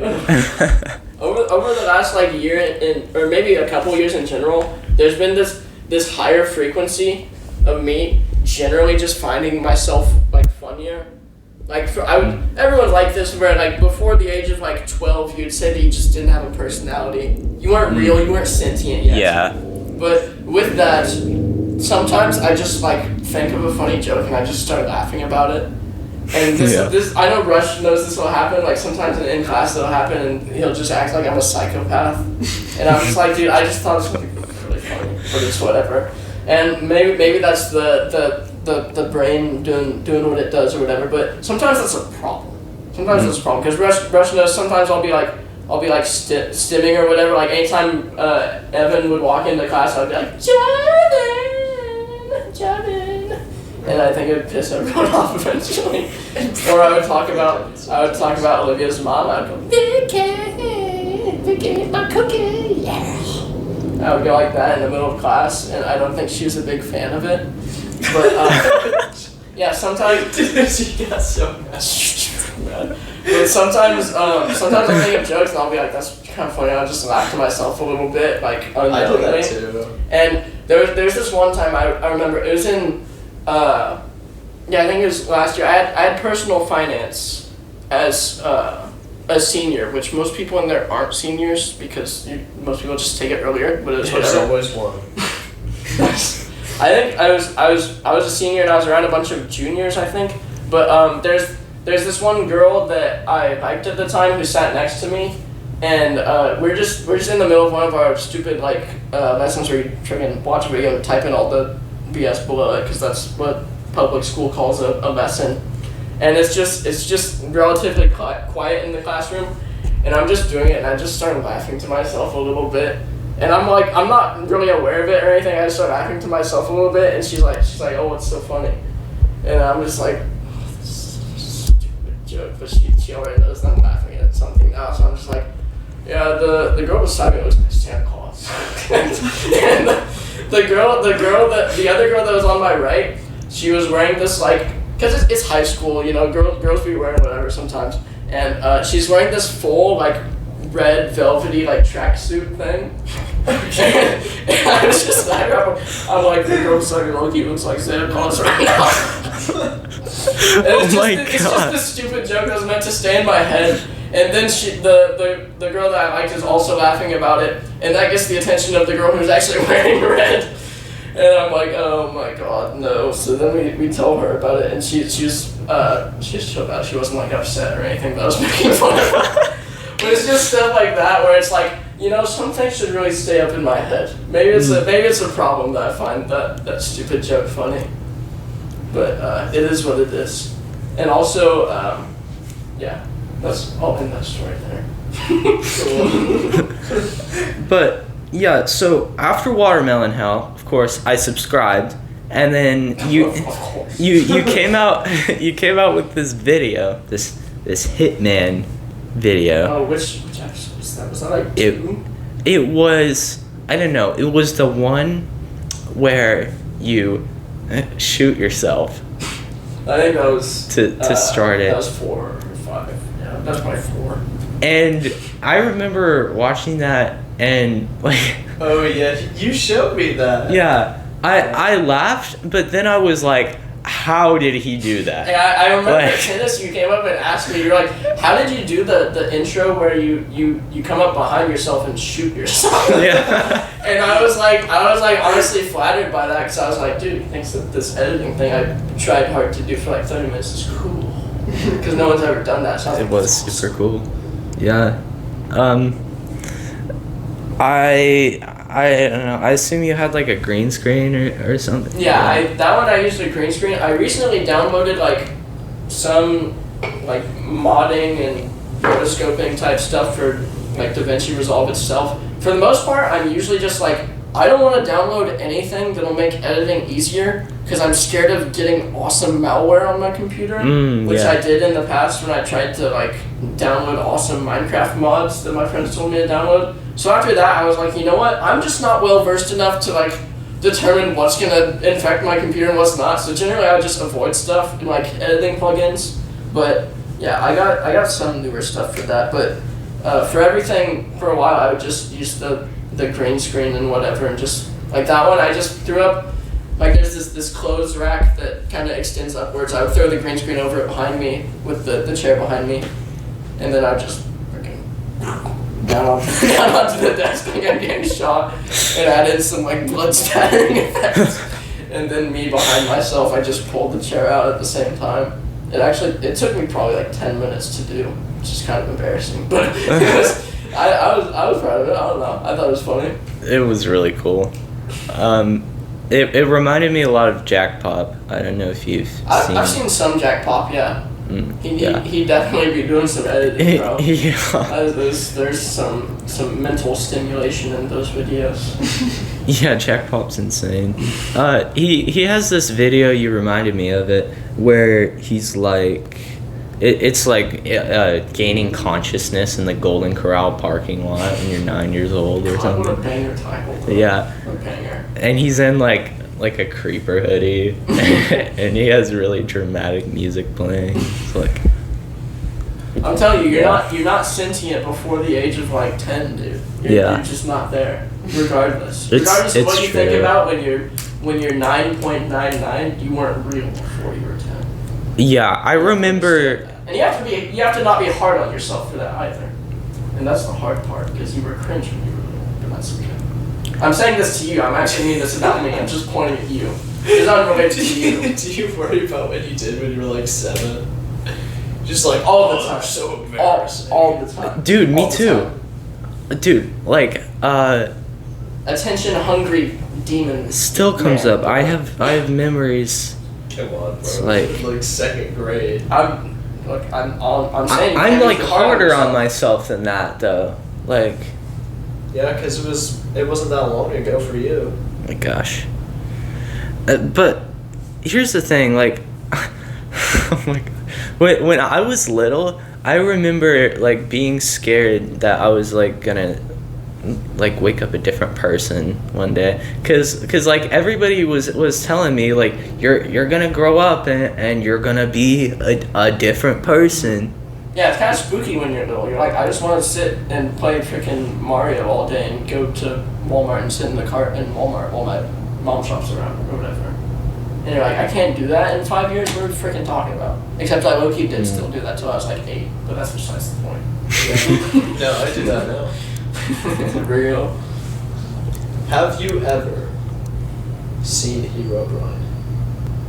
Like, dude, when I was little, I grew up with 2 brothers who I credit them mostly for getting me into like gaming and everything. Which for context to the viewer, if you don't know me, I am very much a big like gaming and esports guy. Like me and my older brother. Well, I say me and my older brother. It was mainly him. We made like an esports program at our high school to play competitively, and I got a scholarship to the college I'm going, MSSU, to play video games competitively, which was sick. But yeah, I've always grown up big on video gaming because both of my brothers were into it, and I was low-key just handed a controller from when I was like 4 or 5, which I think is a lot better than being handed an iPad. But yeah, basically video games and stuff is my main hobby. And when I was little, we would always play Minecraft together. And they, obviously back then the mythos of Herobrine and everything was around, and I knew about it even when I was younger. And they would tell me stories about it just because they knew I was young and stupid and would believe whatever. And there was one time I remember so vividly. We had this this custom server with just the 3 of us, and I don't know if they actually like executed the prank well or not, or if I was just too young and dumb to like realize anything. But they set the name as Herobrine. They entered the server. I'm like, it's Herobrine's in the server. Guys, you're not gonna believe this. And they just chased me around with it and would have him like lurking around the corner in a tree and then like run away or whatever, like crouch so I couldn't see the name. And I was like, he's gone. He just teleported. Guys, this is crazy. And they did this whole bit on me when I was younger. And there was probably like 10 or 20 minutes of me like freaking out, losing my mind as Loki's. And I'm like, dude, Herobrine's in the server. We need to put this server in a museum. He's here. So Herobrine's here. So that was my experience of Herobrine when I was little. Yes, I did see Herobrine, and it was my brother who was on a awesome mod customizing thing on his phone that he downloaded to mobile Minecraft. But I did see him. It's true. Dude, I saw the man. I swear he's real. Did you guys see Herobrine? I saw him once. In 2017. 2017. Holy cow. With Hawkins. He was there. He was there. I remember that. I remember that. You were 9 years old. Yeah. Yeah. I never saw him myself, but I remember them telling me about it. You love this guy. He hasn't seen him. I don't know what it was. Like, I don't know. I was playing mobile Minecraft with Hawkins, and then Herobrine like griefed our server, and I don't know what it was because like nobody else was even there. That's the thing, when you're young and you don't freaking know things, you're like, oh my god, it's Herobrine, and the entire mythos is real, and that's awesome. Could it have been an Enderman? He's about to say something hurtful, dude. He's about to say something bad. I can see it in his eyes. He's about to let loose on you, dude. No. Okay. Nice and concise. Beautiful. Alright. Case closed. We solved it here, folks. I like your fancy cups. Well, thank you. Oh my gosh, I meant to get you. Oh no, I don't need a fancy cup. I'm but a humble guest guy who sat outside with my Baja Blasts. Oh, okay. I can't believe I did that. How many views this gets is like how well we're gonna treat you next time. I'm a content friend. The second the views dry up with me, I'm sayonara, dude. Yeah, we're basically trying to attach ourselves to like a slightly larger channel. Dude, we're not gonna freaking see each other ever, forever and ever once you go to college, because I'm not going to where you're going to college. Yeah, but we're gonna FaceTime for 2 hours every day. We're gonna FaceTime and I'm gonna be like, babe, you wanna see me make this freaking chicken tikka masala salad? Yeah. And then I'll attach the phone to the phone stand, and I'll romantically cook for you in an apron, and only an apron. And I'll be wearing nothing underneath it, but you won't see that because there's an apron underneath me. And I'm like, oh, I'll stir it so good for you, babe. Oh, babe, I'll stir the salad so good for you. And then I toss it all sensually. And that's gonna be our experience together, shared, and no one's gonna know about it. And that's okay. Yeah, exactly. And then you'll come back on spring break and we'll play awesome poker, probably. I say probably, because I didn't do any poker or anything this summer. This summer, I low-key just kind of stayed inside my house the entire time, because I was so unbelievably done with just everything related to high school. I just wanted to completely reset and work on things that I actually care about, which is editing YouTube videos and recording and stuff, and just playing games. There were several days where I just played Rocket League for 11 hours a day, just because I really wanted to. Just because I was so tired of high school and obligations. Mm-hmm. But I'm lucky enough to do that because I didn't have to have a job or anything for the summer outside of stringing tennis rackets, which is a fake job. But I mean, if you make money, it's... I don't know. But that's been my summer. I've basically just gone out to pickleball sometimes, and I used to always be the poker organizer person, or the Jackbox organizer person, but I just kind of haven't done any of that, because I was you know what, maybe I will stay at home this entire week. Why not? And maybe my beautiful Chevy Volt is thankful for that, because its battery doesn't work very well, and it might crap out at any minute. So maybe me not driving and staying at home is ultimately a good thing. Maybe. Yeah. How have you guys spent your beautiful summer break that's about to end tragically? Well, I haven't gotten as much writing done as I would like to. I think I need writing buddies. Like I need like a young man in a military uniform to look over your shoulder and make sure you're still going every once in a while. Yeah, Writing boy. I need like a group of writers, and we have like a scheduled time, and we all write. That'd be awesome, dude. It would. It's so hard to find people like near our age that want to do anything remotely close to that. Because you'll bring that up and people will be like, "Oh, that's sick! I'm so down," and then they'll just like never want to show up or do anything or like start. Like it's craziness. Everyone just talks. So you just like sit in a room and write together alone, separately. Maybe you flesh out like your own fantasy story like together, like a TV show writer's room, you know? Yeah, and I mean, like if you were collaborating on something, or if you're like writing separate things, every once in a while you could just like ask them to read something that you've done, and you like give each other feedback and like inspiration. One of my biggest like regrets, I would say, with mainly just high school was I always wanted to try and make like these sort of short films and stuff just to get into it and get better at it. And I ultimately made like one and then just kind of made like YouTube videos. And the main reason for that is like I would always, get serious about making a short film and everything. And I would like, write out a script or whatever and try to get a couple people I was friends with on board. But usually they would just like be on board in the sense of saying like, yeah, that's cool, we should do that sometime. Yeah. Or whatever. And there would be some times where I'd try to get like everyone together to like record or work on a script or whatever. And it would just be like, maybe another time. Or whatever. And ultimately it's like, that's not really their fault at all. I should have just known that if I want to actually make short films, I kind of just have to do them myself.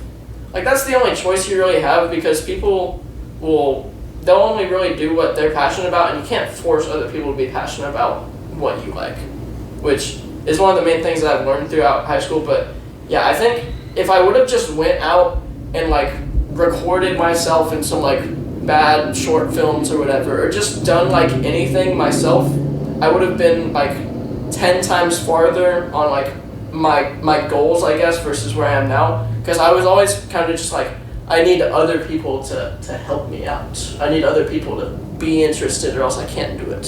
Which is not true. You can just do things yourself, but I didn't. So that's where I'm at. I'm like, you know what? I should have just gone out and did more stuff. I agree so much. Like, I have done that so many times where you like want to do something like that. It's just like you said, you get people and they're like on board in theory, but they don't actually want to like. Yeah, and it's frustrating, but it's ultimately no one's fault but yourself, because you can only be the one that's passionate about what you really like. Like, you kind of just have to support and believe in your own ideas, or else you're just not going to go anywhere.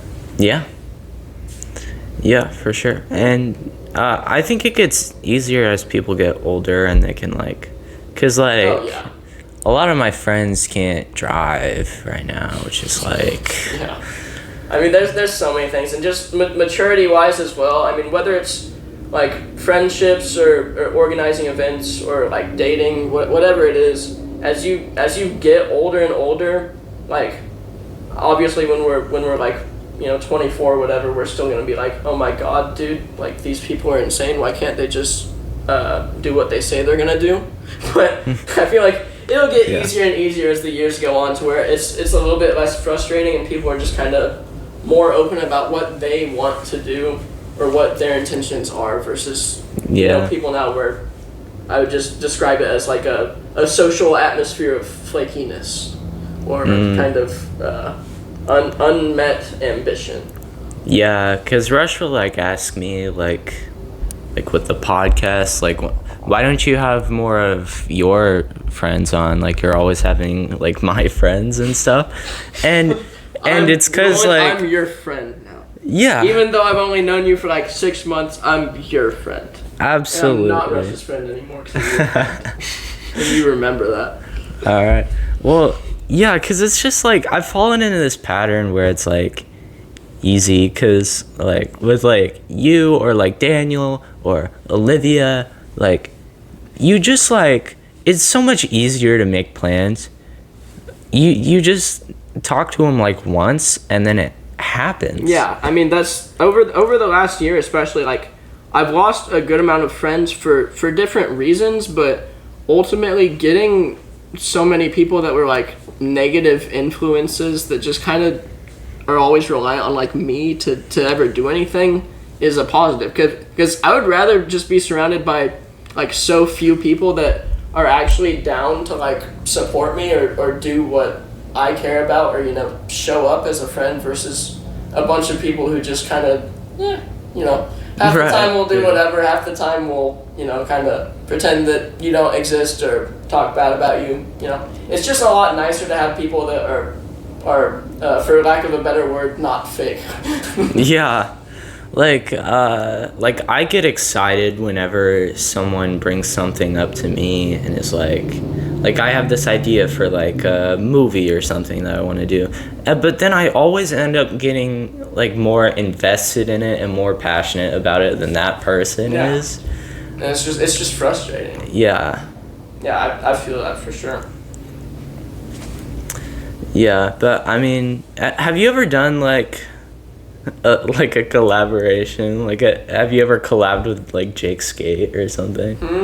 No. Not really. But all right. Well, I don't. This is basically the first like collaborative thing that I've done, I would say. Like I have a couple of videos now where I've played just like friend swap or party games with my brothers or one of my brother's girlfriends, but none of them really make like videos or anything. But one of my brothers, sorry, my brother's one girlfriend crush, and okay, I was just wondering which way. No, but one of my brothers, Blaine, he fairly recently, like he saw me.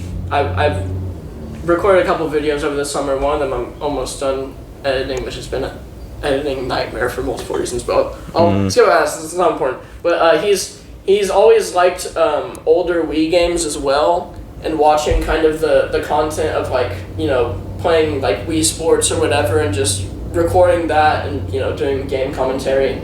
And he's always I say always, I don't really know that. Over the last like few months though, he's talked to me and he's like, yeah, since you got the capture card and everything to like record these older games, I think I might want to start doing that as well, when I go back to college, because he's not going to probably be super busy this summer, or this year, school year, I mean, and he realistically should be able to start just, recording some like Wii games and stuff and making his own videos. And I've just tried to be like as supportive as possible and just egg him on as much as I can, like, yes, please, yes. Because it's almost selfish in a way, because I'm like, please just start making videos and doing something that I also like doing. Yeah. I feel like it's so cool to have someone close to you also try to do the thing that you do. I don't know. I find video making in general just so like fascinating on so many levels that it's a shame that I don't have many people in my life that also enjoy that. And as I grow up, I'm sure I'll make more connections with people and just have more friends in general that also like doing that, especially with college and esports and everything. But yeah, I've just tried to egg him on as much as I can, like, yes, please go to college and just start recording like playthroughs. Like, I'll even edit for you, I'll do whatever, help you out a couple of times. Just please do it. And right now I'm just kind of waiting to see if he does. Yeah. But it would be really sick if he does, because I also love that kind of content, just playing like older games and doing whatever commentary or challenges, maybe streaming, Sure. It's awesome. Yeah, that's really cool.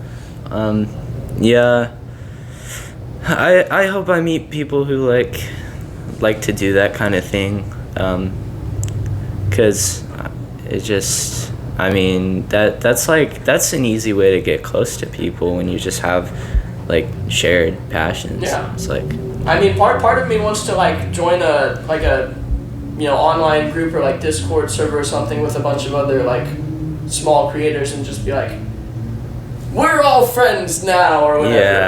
Yeah. But in some ways I don't love that very much, mainly just like I feel like my goals are very different from a lot of other small channels where I don't really care that much about like growing the channel as of like right now. I'm more just, my main priority is literally making things that I like, and hopefully since I got new internet, streaming some things that I just, like, I play games all the time, and I could just be playing games all the time and also having a stream up and like archiving that and, you know, making videos out of funny things that happen or whatever.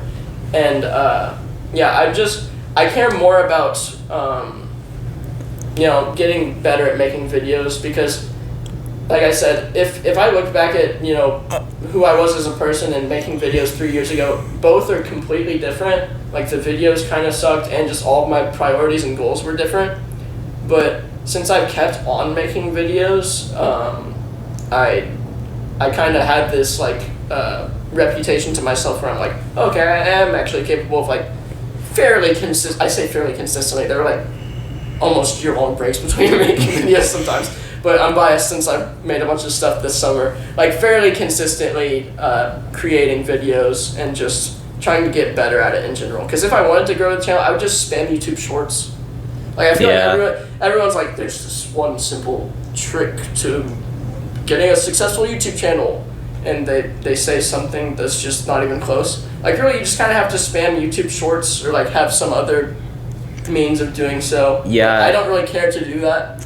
Yeah. It's kind of cringe. There's like a whole niche out there that's like YouTube advice. Yeah. And it's all just kind of like, you know, sucking on each other, just like, you know, say whatever, buy my course. My course to get a successful YouTube channel. Yeah, it's so exploitative. Like I feel like there's so much difference. He's called the Chuz right now. He's just sent me something. This is gonna be a 4-person podcast. You better strap in. Yeah. You better buckle up. Absolutely. Put it on me.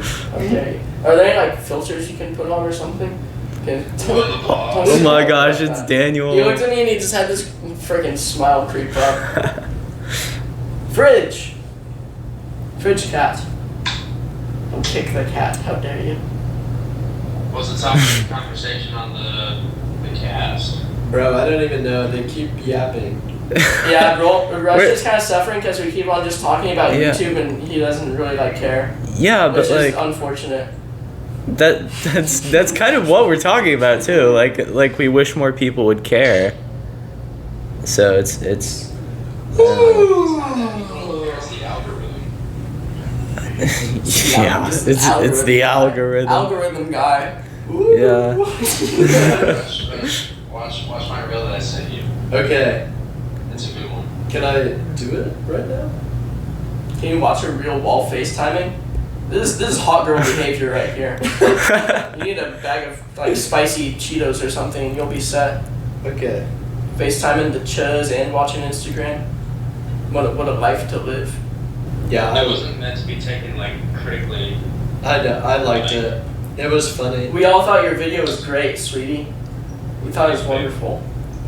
Alright, put this back on. Were you setting your FaceTime on a scratching post to talk to us? I'm putting the ball back on the cat tree for that boy.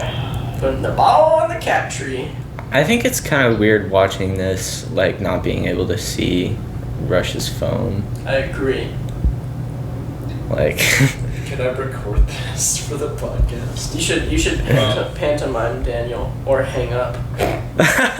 According to the Patriot Act, they're seeing everything. There is no Patreon. We don't have that yet. We're running a crypto scam soon though.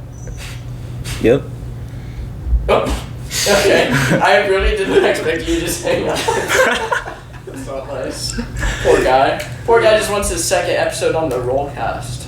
Is there True, he does. Is there anyone besides Rush that's had 2 episodes on the Rollcast, or is that sacred? Is that sacred for Rush Phillips?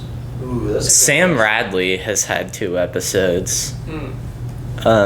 He had one, like, and then he had another on his birthday. Like. It's the birthday. Yeah. It's birthday privilege. Yeah. Man, I'm excited to see. Go on, get out of here. Get out of here, you filthy animal. Go to the bathroom. I'm excited to see the stuff that you've been cooking up, and I mean like there's some videos that I like really dread editing. Oh yeah. But then like I'm kind of excited for this one because I feel like I'm not gonna have to take a lot out. Oh, like there's some podcasts they're like saying your whole address and your social security number and everything. Well, there's that, and then there's some where it's like, oh my gosh, like dead air, like. Well, what can you do? Yeah. No, that's my biggest fear, and part of the reason why I haven't myself tried just like the straight up talking format is I just think sometimes I'm not very entertaining. And I'm also not like good at like talking deeply to people off of a podcast setting in general. Like I did this like 8-hour playthrough of this old game that I had fairly recently where I just my goal was to talk to a microphone, no camera or whatever, not really for a video. I wasn't gonna upload it, but then I just did because I thought that some of the parts of the playthrough were pretty funny. And I made this like shorter clip version of it, but I've been trying really hard to just get better at doing things that I'm uncomfortable with, and one of the things I'm really uncomfortable with is just like talking, like straight up. And I'm just not very good at it. Like part of it's a lot of it's my fault I think. Part of it's just my nature I would say, but during the school day, say it's like high school. The majority of the day is just me, like, in a classroom, kind of shutting up and just not saying anything, just doing my work. Because, whether it's, I'm not, like, I don't have a ton of friends in the class, or I'm not, super comfortable just expressing my personality in that class, it's whatever. There's a couple classes where I do have friends, and I do like the environment. And I'm okay just turn it into, like, stand-up, because I'm like, oh, I get to talk now, awesome. Yeah. But for the most part, I'm just kind of, like, shutting up and not speaking, which ultimately is not good for my social skills. So I'm trying to get better at that, as well as just doing other things that make me, uncomfortable. So that's, like, if you were to ask me maybe a year or two ago to do, like, a podcast, I would have thought that was sick. Like, I would have thought that's really cool, and I would have probably said no, because it's scary, and I don't think that I'm very good at talking. But now I'm like, might as well. Why not? Yeah, I mean, just from this, I'd say you're, like, better than you, like, give yourself credit for. Like, you're pretty good at this. Like, I don't think you understand. Most people get on here and, like, we do not talk for this long. We don't even, like, make it. Oh, it's almost 2 hours. Yeah, almost 2 hours, yeah. Are you gonna make it a long episode, or are you just gonna, like, cut out half of it? No, I mean, I don't have like a time in mind when I edit videos. I just like I take out what I don't think is like entertaining. Yeah, having a freaking time criteria is dreadful editing process. Yeah. It makes it gross and yucky. I feel that. Yeah. At the same time, it like I feel like some of my videos suffer from being like, and there's nothing that I think like I should take out, but I think I just maybe, and I don't know, but I feel like maybe I don't get as many clicks because people just like see the timestamp and just don't want to commit the time to it. It's always a possibility. I mean, some people just aren't podcast people. Literally, like, such a large, like, viewer base of YouTube, especially, is just people who, like, are too busy, like gooning and being weirdos and watching, like, YouTube Shorts 24/7. Like, that's just a large part of the audience, and there's, I mean, in a way, it's very good for you because there's a big lack of authenticity in YouTube as a whole, and that's really the only thing that, like, channels like this that are they're smaller have, like, an upper leg on. It's just like genuine Yeah. authenticity and like trying to connect with people or a viewer. And I feel like that's something that won't really change. Like big channels just kind of have this like feel of like, oh no, this is more of a business, or this is more of about preserving what's there versus connecting with people. So that's one thing that I like about the podcast format. But yeah, there's just, I don't know, it's tough. There's so few people that I guess care about that, because at the same time, while people are starved for authenticity, there's also a large amount of people that just kind of watch YouTube Shorts all day and are addicted to Instagram Reels, and that's all they do, and they lay in their bed. Yeah.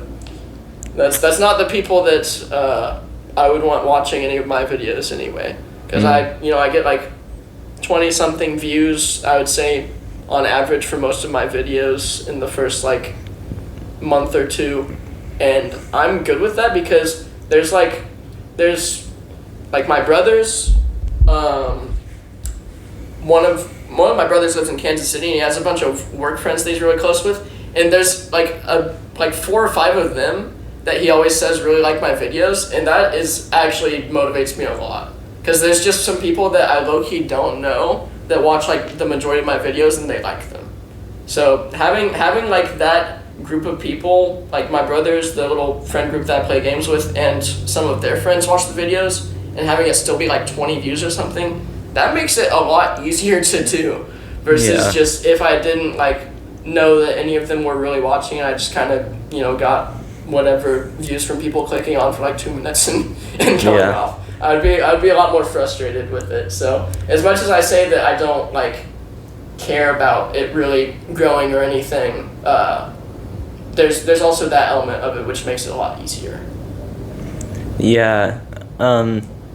It's really encouraging whenever I get like a positive comment, or like just, or even in real life when someone tells me that they enjoy it. It's I mean, it motivates me. But another thing that small channels have, other than authenticity, we have no ads. So real. Finally someone says it. Yeah. No ad revenue, no sponsors in your face. Yeah. Unless this video gets sponsored by Red Bull, because they see the idea where I shoot myself out of a cannon graphically and all my parts fly into the ocean. True. If this video gets sponsored by Red Bull, man. Please shoot me out of a cannon. Yeah. Whenever I have a terminal illness and I know that I won't recover, that'll be cooler than donating my body to science. Maybe less ethical, but it'll be cooler, and that's all that matters. Yeah, I think it's safe to say that we're inviting you back if we get sponsored by Red Bull. Definitely. But yeah. Do you think if like in 4 years, first of all, do you think you're gonna still be doing the podcast in like 4 or 5 years? Like, what's your genuine prediction? It's okay if you don't think you are.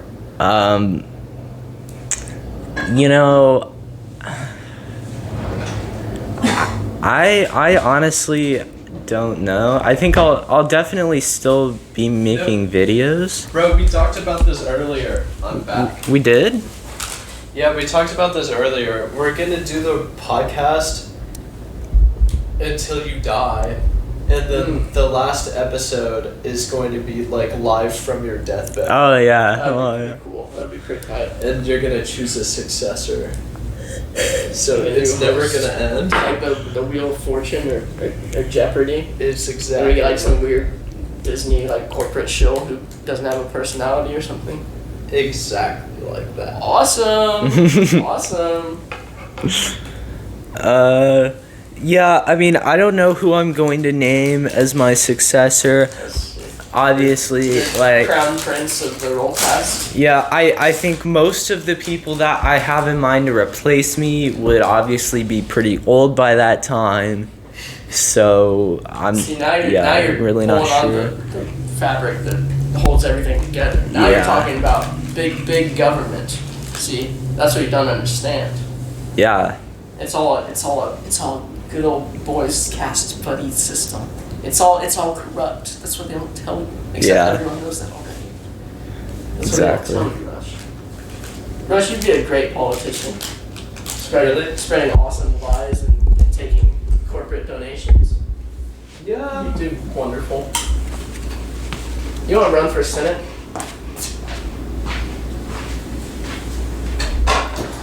Dude, you should make I would an run for ASMR Senate. and crunch into the mic. This is what I have to listen to at 3 in the morning. This crunching eggshell. Yeah, like tap on the mic. I'm just curious if it does make crunching noise. I was told it doesn't, which I don't believe, because I'm an untrusting individual. I'm actually too trusting. Rush lied to you. You can actually go back in the first episode and hear some of the parts where they freaking brutally destroy the audio because they're just... You dirty, nasty girl. What's wrong with you? You can't be hitting the mic. Yes, Rush, what is wrong with you? Well, yeah, imagine he was still standing in the windowsill and he was just like crunching on chips the whole time into the mic while we're talking. Yeah. So you just kind of hear like half the conversation whenever he's like getting new chips instead of crunching. I haven't really eaten anything today. It's true, you didn't eat breakfast. Most important meal of the Yeah. freaking day, yo. You freaking skipped breakfast. You gotta lock in. What a bum. For your future children, maybe, if you have them. I don't know. I never ask him this stuff. Never ask him the person. Rush, do you think you'll have children? Rush, do you think you have beautiful family and kids and wife and stuff?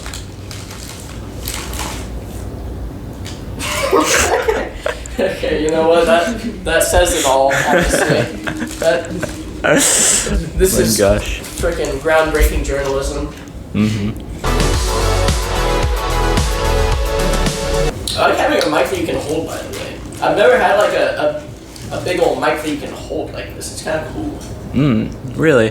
For like a talking standpoint. If I was like playing a game, I would be like, yeah. But Oh, sure. it makes me feel so professional when I'm holding a awesome mic up on my shin. Oh, cool. Because of the wire.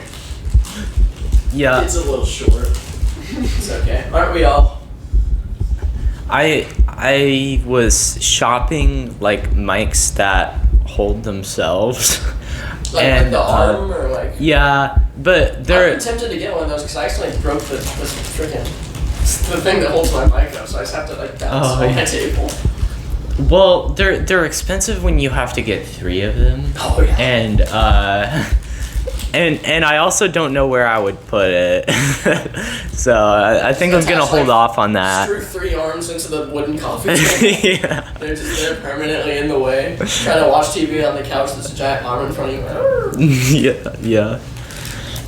Those are cool though. Sure. It's I might try to get one for Christmas or something this year. I don't know. Might put it on the list for old Saint Nick.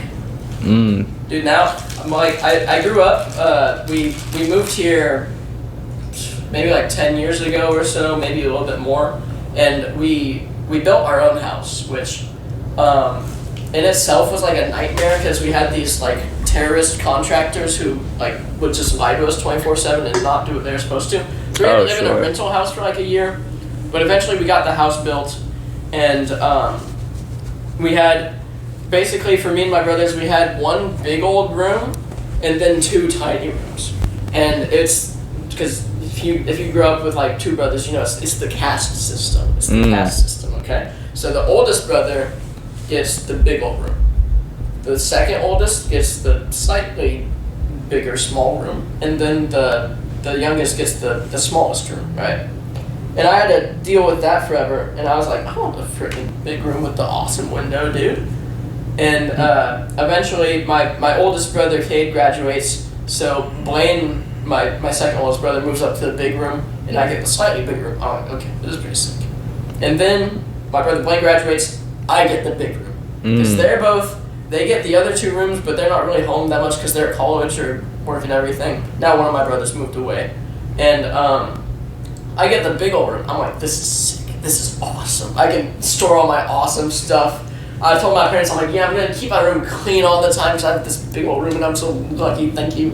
And I have clothes on the floor all the time for this room. And that's the room that I have right now that I record all my videos in. I guess I didn't really do many like gaming videos back a while ago. I think I had like a Valorant video with one of my old friends that I recorded in one of my old rooms. But yeah, now I've got this big old room, which is kind of sick. Because I just had to wait like, I don't know, 6 or 8 years or however long it was to get into the big room. But now the good part is it's like a long-term investment. It's like a timeshare, if you will. Because they had it. Not unlike crypto. Not like crypto. They had it during high school, and then when they graduated, they had to relinquish it or whatever. They had to unleash their stranglehold on the big room. So now I have it, but there's no one after me that's gonna graduate. There's no one after me that's gonna graduate unless I have a secret, awesome twin sister brother, which would be cool, maybe. I don't know. But yeah, and you like take the book off the bookshelf, and the whole new room opens up. And that would be sick. But I don't have anyone else. So now, since I'm living at home for the college that's close to me, I should just get the big room for a longer time than both of them. Maybe if I stay at home for a long time, though I don't know. But it might be a better investment. So, thank you for listening to my TED Talk on crypto scams and investment portfolios. Did you know FSSU allows pets in the dorms? Really? I heard about this. Shit like that. You think it's in all the dorms, or like you think honors dorms they're like no pets? I don't know. But I do know a guy who used to live in the dorms at Southern, and he had a roommate. He had like 3 roommates, but one of them was on the football team, and he had like a little dog that just lived in the dorm. Dude, I heard the football team is like a bunch of like Samoan dudes who are all really nice, and I'm like, that sounds awesome. I could be true. I've never met them. But, well, I don't know. Anyway, this guy, he's like never around because like the football team keeps you busy. So he's always just like, oh, could you please take my dog out? Like, can you feed my dog? Just the room next door, he's like, he's such a good little guy, just pat his head, give him food, whatever. My guy's just like, this is not my dog. But like you'd have to like take him out every time, otherwise he'd just like poop on the floor or whatever. Look, as long as the dog's not dying, it's kind of just a skill issue. Like, yeah, if the football player who has the dog or whatever is like nice, and he's like actually a decent friend, and he'll like maybe you assume he'll like pay it forward in some way or like in goodwill, then like I'll take you out for a walk. I'll take the dog. Take me out for a walk, dude. Let's get freaking romantic with it. Let's go out and have a picnic. No, but if he'll actually be like a decent guy, then I'll be like, sure, I'll take your dog. I don't care, that you're offloading this responsibility to me. But if this dude's like, nah, and he just kind of says it without consideration because he knows that you're probably gonna do it just because you feel bad, and he's like using you, I'd just be like, let him poop on the floor. Let him poop. Let the poop flow freely. Let it flow through the carpeted flooring, just to teach him a lesson. Because if the dog's not gonna die, then you're just sending a message, And it's all about sending a message at the end of the day. My biggest regret was the chicken Alfredo incident. This is news to me. Yeah, I don't know what he's talking about either. Continue. Bum bum bum. I don't want to talk about it. Okay. Don't. He always gets like this. Okay. Don't do this. He's always like this. All I'm gonna say, spit it out.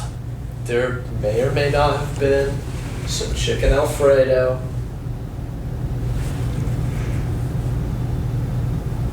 On the floor. In the carpet. The chicken Alfredo Dog? may or may not have been expired. You throw up. Mom, I threw up? I may or may not have fed the chicken Alfredo to my nephew. Is your nephew a dog? How's this? What? I'm on the edge of my seat, metaphorically, because I'm really comfy. I've said too much. No, keep going. Boo! The people who've been watching for over 2 hours are waiting in bated breath. Please, Look.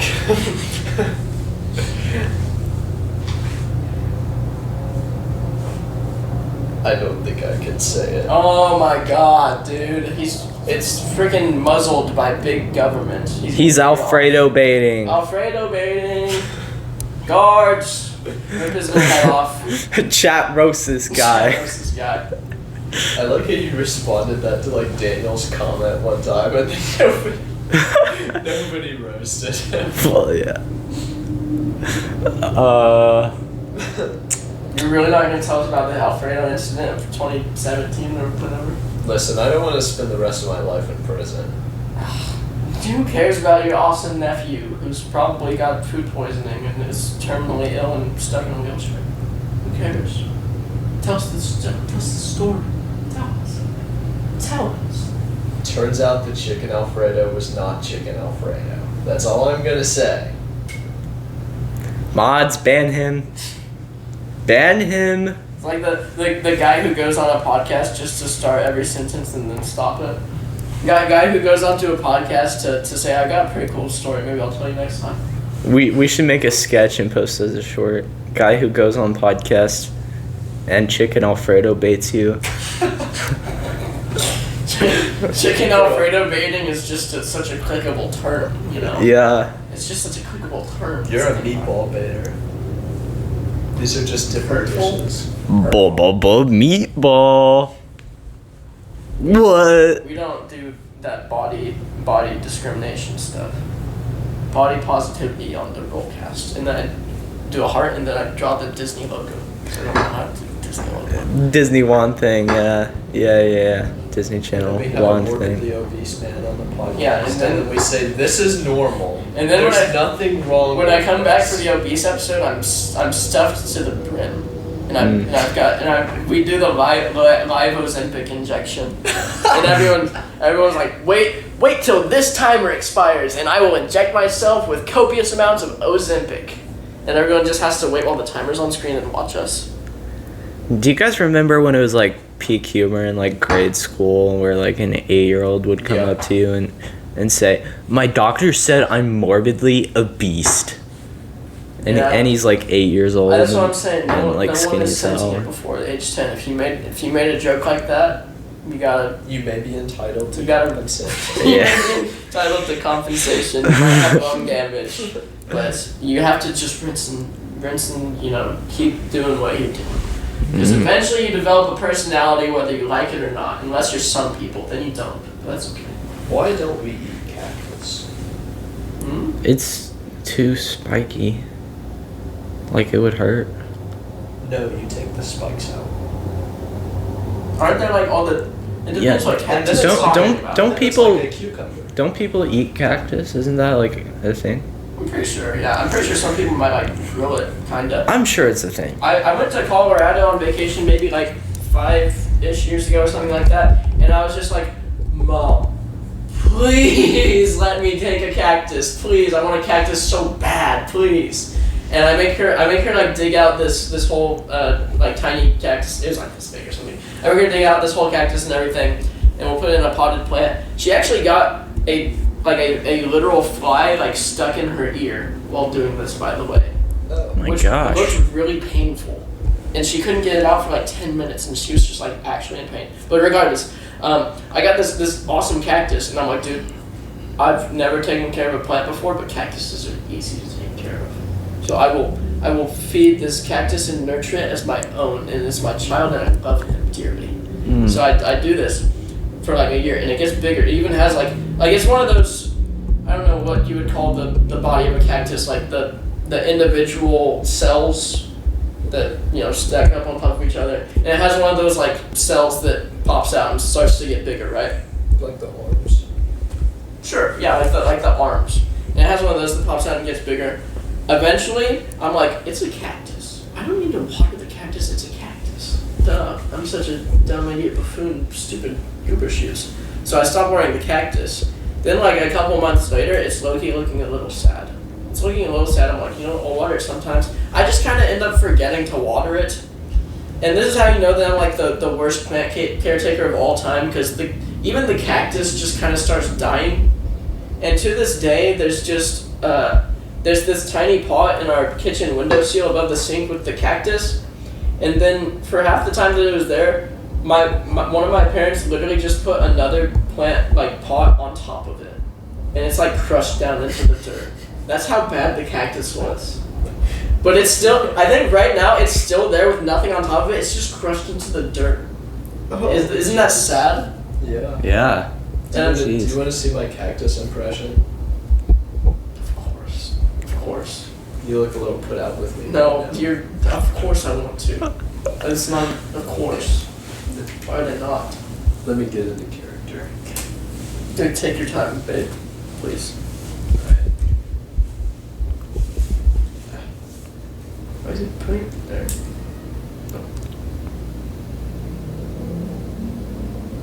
Oh, sorry, you're not fully in frame. Can you I didn't realize you were gonna do a cactus impression. I'm sorry, I would have planned for it. Yeah. Yeah, I consider it all the time. This is my cactus impression. So. That's pretty good. And then you got and wave your finger around like a cartoon character. Yeah. Can we get a round of applause for his cactus impression? You're so talented all the time. That's what they don't say about you. True. You're gonna go places like the college you're going to, and then maybe somewhere else. Yeah, that's what no one says about you. But it's true. But nobody says it. Everyone knows. Nobody says that. It's so true. You're so talented. That's the thing. Oh, it's ASMR again. Oh. You can start like tapping on the glass or something. Did you guys ever have Miss for science? I heard about her. Yes. I heard awesome horror You did? stories.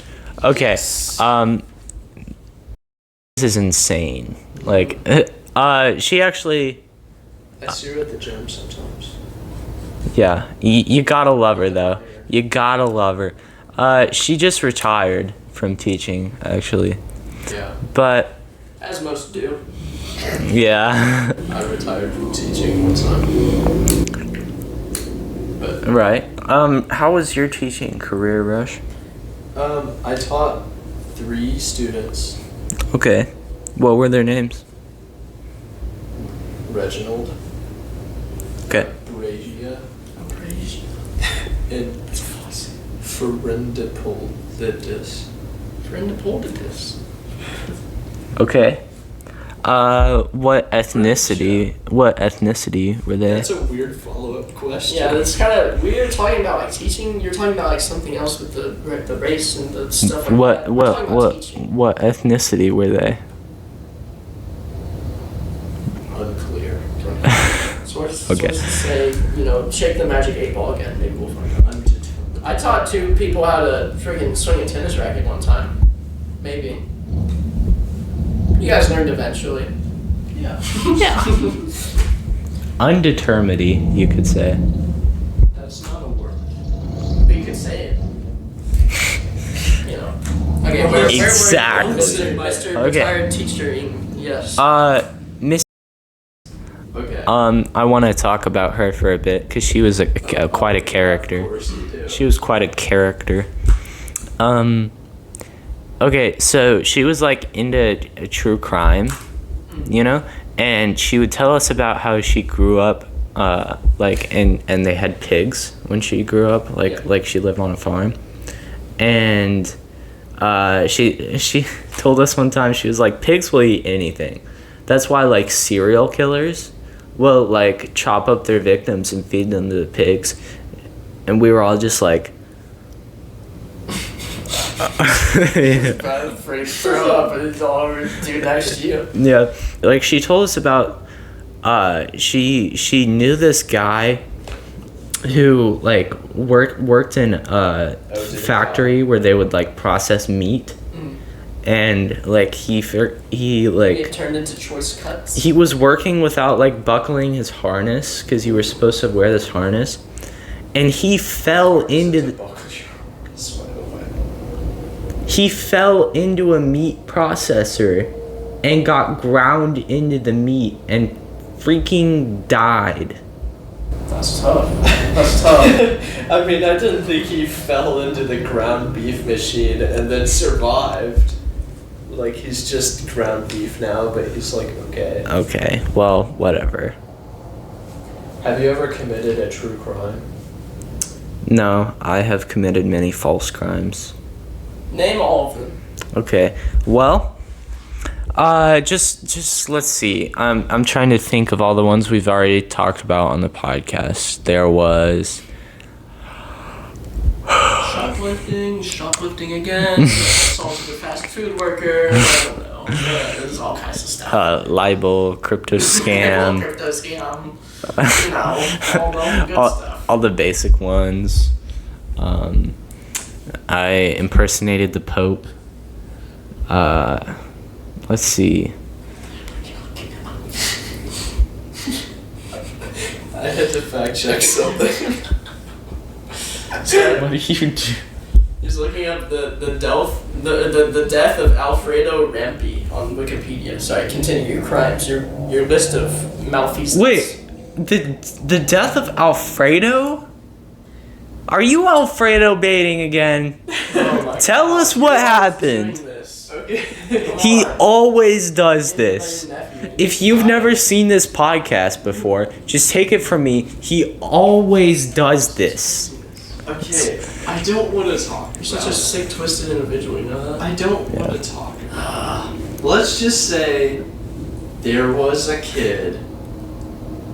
There was a well. The kid's name was Alfredo. No, in DC Intro to Lit,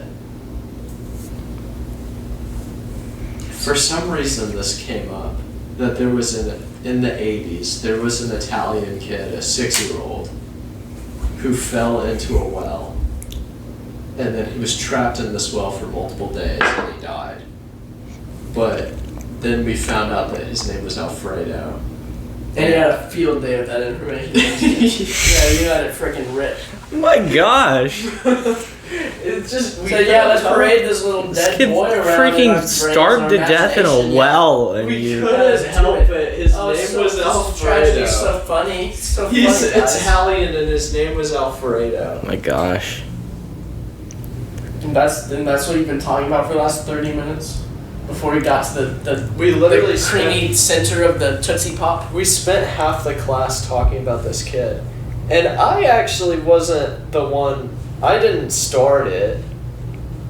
Like, I was like, okay, but, like, he did die, though. But then it's like, his name was Alfredo.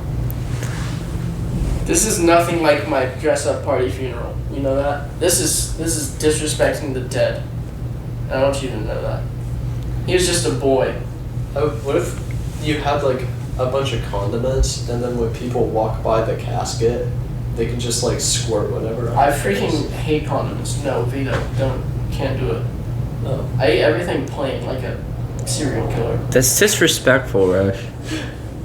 My gosh. I go to Cane's and I get all the awesome chicky strips and I eat a caniac without the sauce because I give the sauce to someone else because I don't like the sauce. Okay. Caniac combo. This guy likes caniac combo. What if Yeah. there's a bunch of multicolored markers and then you can sign your name on the body? Well, that would be kind of cool because it's like if I was in a full body cast or something. It's like when you break your ankle in 7th grade and you have the things and all the random popular girls are like, oh, I want to freaking treat you sign his nose. like a dying dog and sign your nose because I've never talked to you before, but you're injured now. I want to do that. Yeah, that's what it'd be like. That'd be okay. Were you like the guy who was like, man, wish I was injured? Rush or me? Either one. Not Like, really. did you guys ever know somebody who had like injury envy? I mean, when I was really little, I'm sure I was like dang, all of the teachers and everyone was being nice to frickin' Joe, and Joe just frickin' accidentally fell off the monkey bars and broke his wrist. Why can't they be nice to me, dude?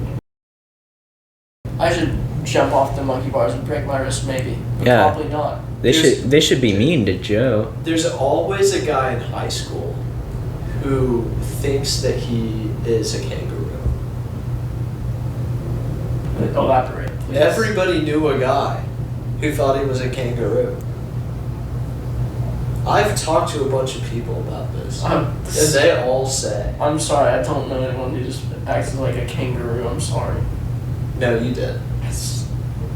Did you know he was a kangaroo? I didn't know he was a kangaroo. I'm sorry. I didn't know. If you knew a guy who thought he was a leopard, that's close enough.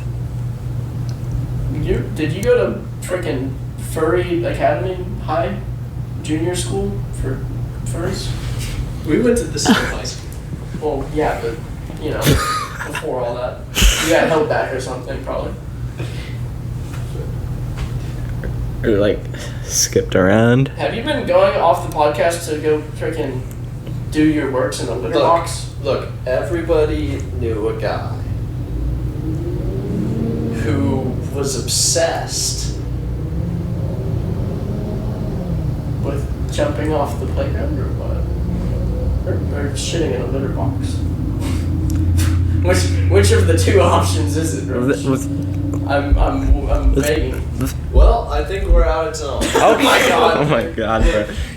He's kangaroo baiting again. He does this every time. Okay, here's the thing. Here's what I was going to say. Everybody knew a guy who had to make the room as bright as possible. He was like, "No, it's too dark, turn the lights on," and then he turned all the lamps on, and then he turned all the phone flashlights on, and then he was like, "It's not bright enough, open the blinds, open the windows," and it was like never bright enough for him. He's Like, light room baited. Everybody knew a guy. He's light baiting. Who are these guys, man? Don't fall into his trap with his web of lies that he spun with Okay. his words and his rhetoric. He wants you to fall into it. Like a fly in a spider's web that's writhing and freaking out and gonna get eaten alive. Okay, well, A guy who turned everything into an analogy. Okay, that's just hurtful. It's not nice, man. that was. How dare you That, like- disrespect your guests? That hit too close to home, man. It's like, Almost died. that happens from Bro, time to I bet time. when you go back and look at your phone footage, the whole thing's just gonna be like shaky. Each time you say you should grab the screen and go like, "Oh, babe, are you okay?" I'm so sorry, I didn't mean to do all that. Whoa. You freaking bite your lip and just freaking, you gotta pay for the Patreon. Hayden has so much love in his heart. Oh, I'm full of love. That's what they say about me. We should get somebody who's about to, like, we should get somebody who's getting divorced. I mean, I can try. I can like go to the military and get married instantly, so I can get divorced. If that would help with the the chance. If that would like get us clout. We should that would, get like- somebody to get divorced on the podcast. Well, I always thought we should get somebody to get married on camera. And then You want to get married in Vegas? like to you. Yeah. Who else? Who else is there? Daniel. That rotten. We would never. Never. Don't put that in the. Are you sure? Because I was at pickleball last night and Oh, here we go, dude. and Rush said that he's a little bit gay for Daniel. He's never focused on me. He's always with the other girls and the Daniel and The other girls? The other one. The other Whatever her name is on the woman episode. It's crazy. The He woman? never has time for me anymore. He never calls me anymore. What's her name? It's No. crazy. He Oh never, my he doesn't- God. It's like he doesn't even care. He's gonna go to college, and then he's gonna forget about me, and I'm gonna freaking date some beautiful woman, but I'll be thinking of him the whole time. Olivia, if you're watching this, She's not watching. watching. Sorry this. to name drop, but if you're watching this, Yeah, I feel like. could you divorce Rush on camera? It's for the show. It would help a lot. She's not watching 2 hours of this. If there's an episode with my name in the title, you can bet she's not watching this. you can bet on that. Dang, Even bro. had a Vicky mention. 2 mentions. 2 Vicky mentions. How many Vicky mentions can we get in this podcast? Dude, if you would count, like put a ticker up in like one economics section. Okay. It'd be like off the charts. Like you need a new whiteboard. Vicky's. Maybe we're finally Vicky's gonna get mentioned. a 100 clip episode. 100 clips? What does that mean? The faded 100 Like- clips? So like when we Like post shorts 100 after? YouTube shorts from one podcast. Oh, you just cut the Yeah. conversation like linearly, like every minute. It's just like part 85. Listen, all I'm Yeah. saying is you have at least what 150 clips. Yeah. Bro. Wow. That's kind of impressive. Assuming you don't cut anything out Yeah. in 15 seconds. Yeah, That was but like, you came wanna up with that have pretty 100 quick. We want to have. We've been trying to do an episode that we could get 100 YouTube shorts out of. That's to really like grow funny. the channel. Just clip farming. You're just like Yeah, throwing eggs at walls, and you're just throwing cheese at like strangers on the street. That's basically. Well, Rush really likes the clips. He always asks me to coming up make with more such- clips. Why don't you make You're coming up clips with then? such great. Yeah! Rush, all I'm saying is if you want more clips, Throwing cheese at people. if you want more clips, What you are can you just go to the talking published about? video and you can record it and you can make your own clips if you like that part. You have the True. You have the civil liberty to do so. Oh, but then it would be on my channel. No, you can get the upload like Well- however it is and then you upload it. Yeah, I can actually invite you, but I need someone to collab with other than our beautiful boy. So Beautiful. Sorry, continue. Should we I have some cheese? Should we go throw cheese at people? I mean, I'm down. should this be like the start of your YouTube channel? Since you're going to college, we need to make this video. You know how you can have like multiple channels, like. Oh, you're talking about, dude. I was actually gonna ask you about that. I didn't look it up or anything, but I was thinking about it on the way here. There's the collaborate feature where it shows the credits of the video for 2 channels, and I was like, we could low-key try that if you wanted to try it. But if it takes views away from your channel, then I don't want to do that. I don't think it would. I think it would. If anything, it would like add views. But I want to do that, and we could do like 3. We could do Rush's Wait, channel. where should we go to throw cheese at people? Freaking right out there, dude. Are you Yeah. kidding me? We're in the business district for monkey business. Yeah, you're right. Yeah. Yeah. We can go to the art museum just right over there. Okay. Or Shifferdecker's always busy, or Landreth. We could always go to Landreth to throw cheese at people. We get 1 cheese each. We go out and Whoever gets the best cheese wins. It's a competition. Whoever cheeses someone the best. If you land it perfectly on their forehead, smack like that, then you win. Wow. And you have to take a picture of it at the same time. You have to cheese them, then snap out the phone and take a picture. Say, you got cheese! Say You cheese! got cheese. No, why are you calling 911? Say cheese. Say it. Yeah, pepper spray, say it. Just say it. Say you got cheese. And that's the competition. And it's a speed run too. Whoever does it fastest wins. Whoever gets someone to say, I got cheesed, wins. You gotta get some old woman working at Walmart to say, oh no, I got cheesed. Oh no. And then Yes, when yes. the company slide her a $20 bill, you're like, thank you. I needed this one. we try to cheese each other at Walmart. True. You're running through Walmart. You're running aisle to aisle. It's like hide and seek, but it's reverse hide and seek, and you have to get the other person with a piece of cheese, craft sliced cheese. Yeah. And if you get behind them and you sneak up and you cheese them, then you win. And then they're stuck in the Walmart forever and ever until they die. And if you die in the game, you die in real life. Thoughts? Yeah, I guess I'm kind of content brained. Yeah, I guess I have good ideas sometimes. I watched Yes, the whatever. new Mr. Beast video. Was that the mansion one? Yeah. That was the first one I've watched in, not kidding you, probably like a year. And I liked it. Not gonna lie, I liked it. I liked it. I actually talked to- He was really just trying to punish these people. I was in, I think it was some live streamers chat, it might have been like a Ludwig chat. I was talking to the one dude, I forgot his name, it was the dude that got second place, who had the the mentality or whatever. I forgot his name. Oh yeah. It was something like Titus, but not Titus. The homeschooled guy. Yeah, the homeschooled guy. And I was talking to him in the chat of one of these live streams, and I was like, oh, this isn't the dude. And I went and looked at the channel and everything, and it was actually just the dude. And he had just done a live stream, like, recounting what happened on the day that it was uploaded. So I was like, oh, that's sick. And I just asked him a bunch of questions and stuff. Yeah. And he was like, no, it wasn't staged, blah, blah, blah. Yeah, you know, it's whatever. I really wish we saw the Sears, or whatever, the Old Navy, maybe. They had, in the section of video, there was this whole, like, $50,000, like, win Sears sponsorship thing, and none of them noticed it. And he was like, man, I really wish I noticed that. Yeah. He was bummed out about that. But yeah, that was kind of cool to talk to that guy.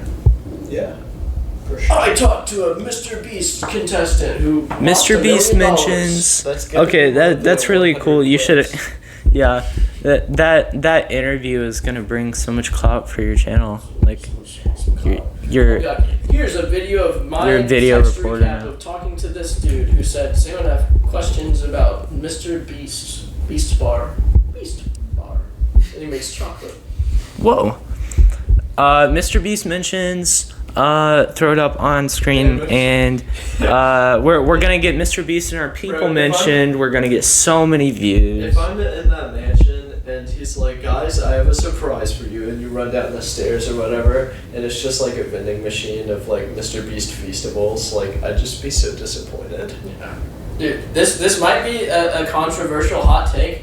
I honestly think in 2026, the year of our Lord and Savior, Wednesday, August 12th at 2:56, putting Mr. Beast in the title probably gets you less views. Call me controversial. I think putting Mr. Beast in the title right now gets you less views than if you just do a different title. I'd say that's true if he's like not in the video. Like the 2-hour episode of the Rollcast where it has my beautiful Chud self on the couch, like soy jacking in the thumbnail. I think if you put a Mr. Beast reference in it, it'll get less views. That's my hot take. The video is just called like, remember that time Mr. Beast did Squid Game in real life? That was awesome.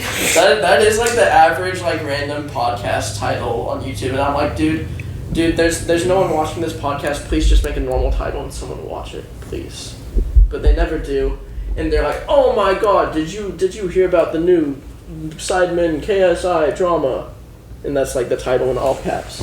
And I think honestly the worst part of that challenge would be having to listen to Think of It for 24 hours. Dude, that was miserable. Yeah, I remember I was on the treadmill watching the video, and that they had the phone call thing, and KSI comes up and he's like, What up, I'm KSI, oh my god, I'm KSI, I'm famous. And I that's the only time during the video where I physically like made a cringe face. Like, I'm like, they have to call KSI?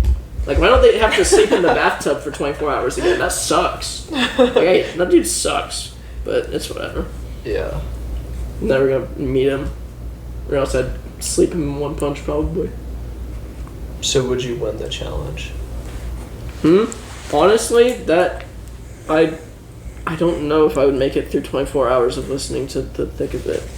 I don't know. I feel like I would do very well in that challenge overall because I have like no life. Yep. But, and I'm also like, I feel like I would be good at that, but that would be testing me for sure. I feel like I would be really good at the part where they had to wake up in the middle of the night and go touch the thing. Because I don't know if you know this about me. Whenever I have to wake up, I just wake up.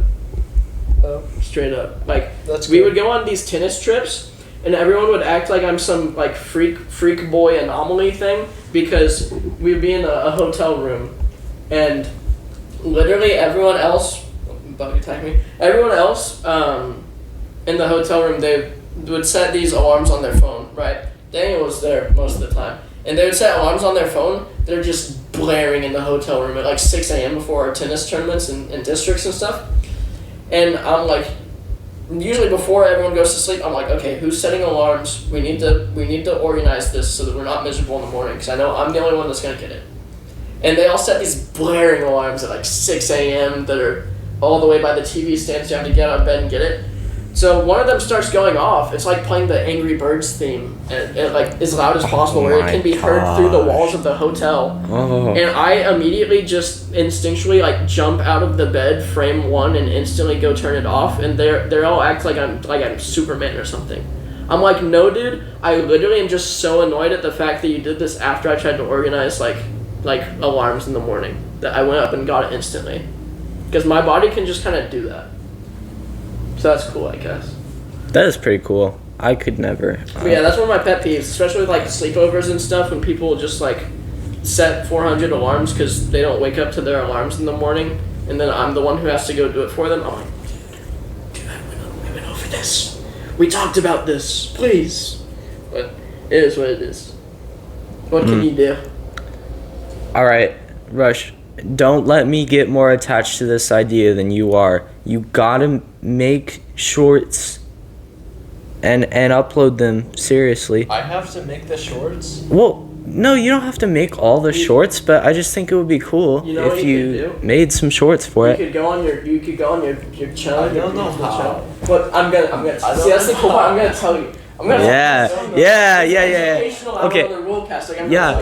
So you get on your phone. You have YouTube on your phone. You have it on your phone. Okay. I don't You use the screen record function. I don't know how to go into it. We're gonna indoctrinate You you. use the screen record function. You record maybe this minute with a couple seconds around the clip that you want. Okay. You go into any of the free iPhone editors, or literally just in the camera like app itself. You go. Here's the part I want to start it, here's the part I want to end it, and then you crop it into the vertical format. And then you go to the YouTube app that's logged in with his already, and you hit boop, and you select the photo, and you post it. And then you put a banger thumbnail on there, or title on there, and then you're good. And then you have so many shorts. You have so many shorts now. Yeah, and you can add thumbnails on the mobile app. I don't know how to do that. Oh my god, I just said how to Bro. freak out. It's not that hard. Just like, I mean, you seemed excited about this like a minute ago, and once we actually start talking about like practically doing it, you lose all interest. Freaking friend. Yes. F. Can I say it? F's in the chat. Chat roast this guy. But Chat okay. tickle his nipples a little bit. Just Yeah. make him feel something. Stop it. I said chat, not you. Yeah. But hey, that's the thing. Like you don't have to make all the shorts. I think your editing style would be fun. Like I think you would bring something unique to the channel. Yeah, I feel like that's the other thing that's fun about making videos is everyone innately, regardless of your skill at editing, edits kind of different.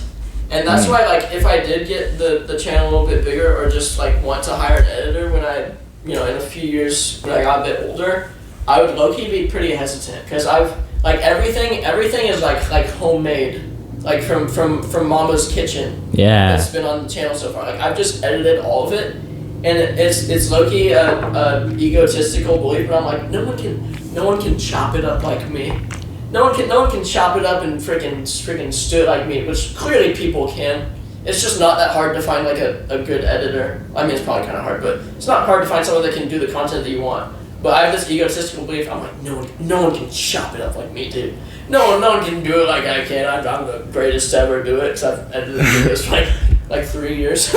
No, I get it, bro. It's your baby, man. True. Like It is baby. Yeah. And we love baby. And sometimes he, poop runs up his butt, but it's okay, because he has a Huggies diaper. What? You got a problem? It's baby. Okay. Do you baseball. hate babies? You never watch. You always geeked. Yeah. And finally, someone freaking calls you on this podcast.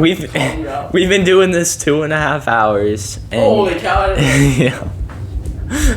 It always surprises people. Hey, if you want me freaking off the hot mic so I don't say anything freaking dangerous, just tell me when, bro. But Nah, we're chilling. I don't know how long the episodes usually are, because I'm a bandwagon fan, like I said, and I only watched like the last 4 or something. This might be like, okay, other than the Lost Camden episode, this might be the longest we've recorded. Bubba, would you freaking believe that? Yeah. I believe it. You don't believe anything anymore. You're a shell of a man, and all you care about is awesome baseball stats. You're belief baiter. Belief baiter. Guards. Rip his little nose hairs out. Mods, ban him. Do you have nose hairs? I don't know. That wasn't a personal attack. I really don't know. I bet he does. Show the camera the nose now. Or else. Lift up your nose, Show nose. to the You camera. can zoom in. Show nose on cam. Do it. We don't care if YouTube demonetizes. Okay. I'm about to do the nose cam. It's Nose cam. I don't know. It looks from here. It looks kind of clean. I don't know. yeah, it looks looks like you pretty manage. clean. I mean, you're supposed to have some nose hair, like biologically, just because it like is supposed to be there. But Yeah, but you've got like the little wispy ones. It's good. It's good to be wispy. You're beautiful and healthy and natural. You know. Kind of the stash cam as well. That's the rush Stash stash right cam. there. Okay, that's his neck.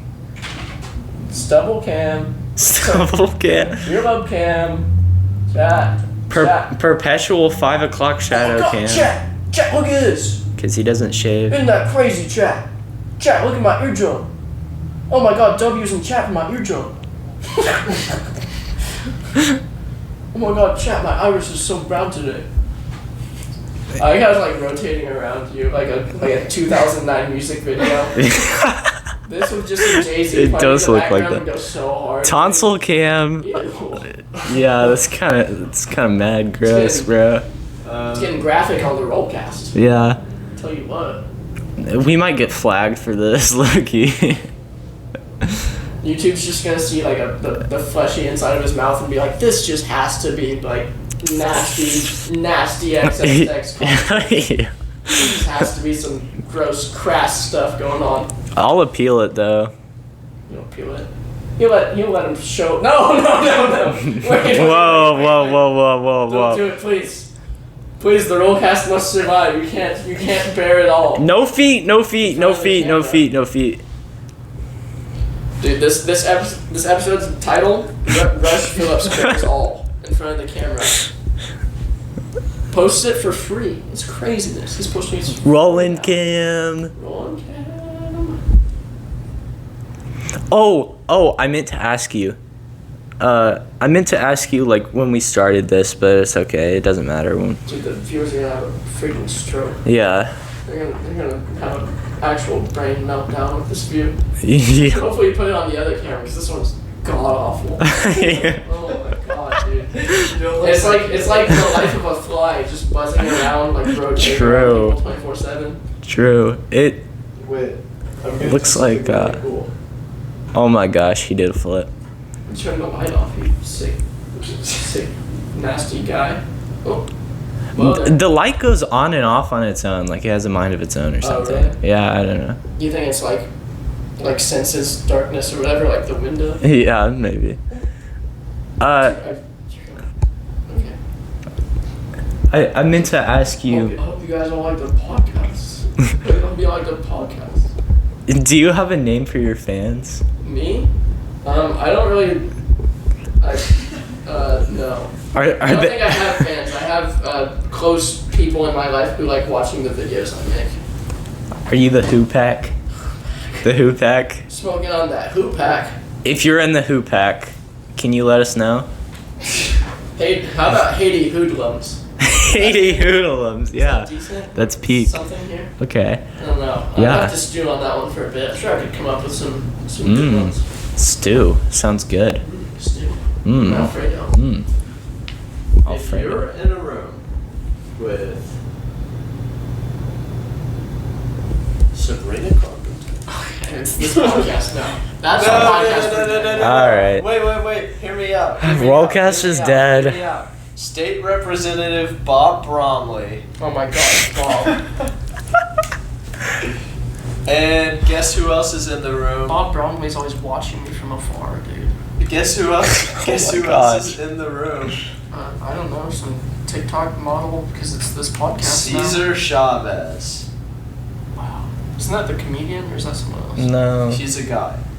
I And believe you. you have 3 plates, Okay. but only 2 forks. Who do you give this the silverware too. Sorry, and who's in the room again? Sabrina Carpenter, State Representative Bob Bromley, and Cesar Chavez. So I have to only give 2 of them silverware? Yeah. I'm making Bob eat it with his freaking hands down, dude. Bob Bromley? Bob eat it with his face. Do this research time now. It's always research hour with him. I know, It's bro. always with the phone, never without the phone. Yeah. He never calls me anymore, but it's whatever. You used to call me on my cell. Why are you looking up breadbasket? Dude, this is not a Wikipedia speedrun.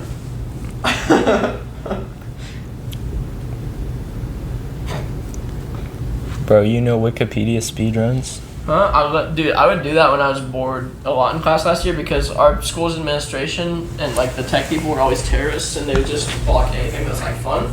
But they left Wikipedia speedruns up, which is pretty sick. That is pretty lit. I would do it against my friend Evan and I think like DC Calm. Chavez! Yeah. Did I kind of hit that? I kind of hit that, didn't I? Yeah. Yeah. I think our camera angles have switched. That's okay. That's the beautiful thing about editing process. You can have Rush showing nose, and then you can have an actual camera the next second. True. Now you just got freaking the whole view of his legs. Yeah. Seeing up his skirt. No, stop! Don't do it. Rush, we're gonna get flagged. You should just put the like, censoring. What was your favorite Masking. dynasty of Ur? Probably the second. Oh my gosh. Okay. Me and Caleb Grimmett were in social studies, and we had this assignment. We had to find famous people that died during the Black Plague, and we found this guy named Alfonso the Avenger. Holy aura, dude. I know, bro. And What did bro do? okay, so he was like the king of some like medieval country that doesn't exist anymore. Down with the monarchy. Well, okay, here's the baller part. He killed this guy Juan the One-Eyed. He killed Juan the One-Eyed, bro. You don't kill Like Juan that's the insane. One-Eyed. Yeah. You don't do that. It's insane. That's That's a very interesting take. It's kind of controversial. But yeah, me and Caleb to this day. I mean, it wasn't that long ago, but we'll reference it. We'll be like, we'll go up to random people who don't understand it, and we'll say like, like, are you like an Alfonso the Avenger or a Juan the One-Eyed? And you don't want to be one-eyed. As much as you love, you don't want to be one. Yeah, because you'll get slimed out. I know, bro.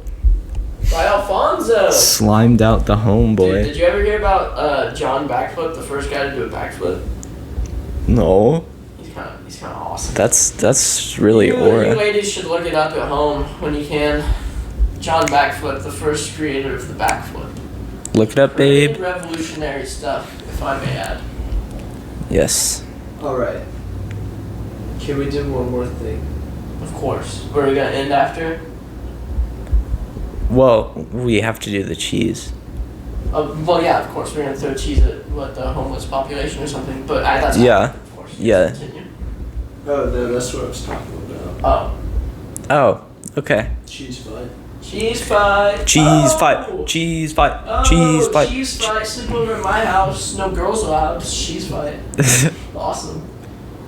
You'd be down for that. Yeah. Cheese fight, and we have like water guns, but it's all just the melted like spray cheese, so it gets everywhere and like foamy. See, I'm making it comfy now. That's one of my greatest superpowers. I can make Rush Phillips uncomfy. That is a superpower. Rush is he's fun. He's fun to make uncomfortable. You should do a podcast where all you do is just sit in front of the camera on your couch and eat a bunch of beetles. We should do a Like a podcast. mouthful of beetles. Yeah, you can do that. Oh, okay. All right. Let me know in the comments if you want to see something like a podcast. If you would be Crickets interested. involved? evolved. Yeah, It's a possibility. if you'd be interested in something like a sort of podcast format, that would be really interesting. What is this, a web show? Yeah. An audio visual web talk show? It's a sitcom. this It's is a all news scripted. show. Yeah, it's well, yeah. Groundbreaking journalism. Well, at that point, it's just Weekend Update. Dude, I love Weekend Update. Yeah, That's the only thing keeping SNL alive. bro, for real. I love the joke swap. I'm starting with the oldest players in Major League Baseball and working my way down to the youngest to let you know who the best is. And I gotta tell you, some of these prime age groups are absolutely loaded. So before we get going into it, make sure you are subscribed. Rush, what are you doing? I think he's past his time. I think once it gets past 2 hours and 56 minutes, he gets all like this. Yeah. He gets all like this, and he doesn't want Yeah. to talk on the freaking show anymore. He just wants to freaking sit on the phone and watch baseball all day. So maybe we need He to, does this every maybe we time. need to call it a day so that the little guy can go get some sleep. Oh, Because he's been little watching guy. TV too late. He's been watching TV past 9, and he knows he's not supposed to do that. So Yeah. he's not been getting good sleep anymore. needs his we need nap. to do something about that. Yeah. It's like we don't even care about it. He doesn't even talk to us. anymore. It's like we don't even know you anymore. And he stopped changing his diaper, and he's got poop running up all his back. He's got poop running up all his back, and he didn't change his diaper this morning. And he didn't eat breakfast. But and he's it's hungry. like- He looks hungry. Look at him. It's so we could send him a message. So we could send him a message about being inconsiderate. About being inconsiderate. Like he just expects us to like change him. You And I but- know that we haven't changed out his litter box in at least 3 days.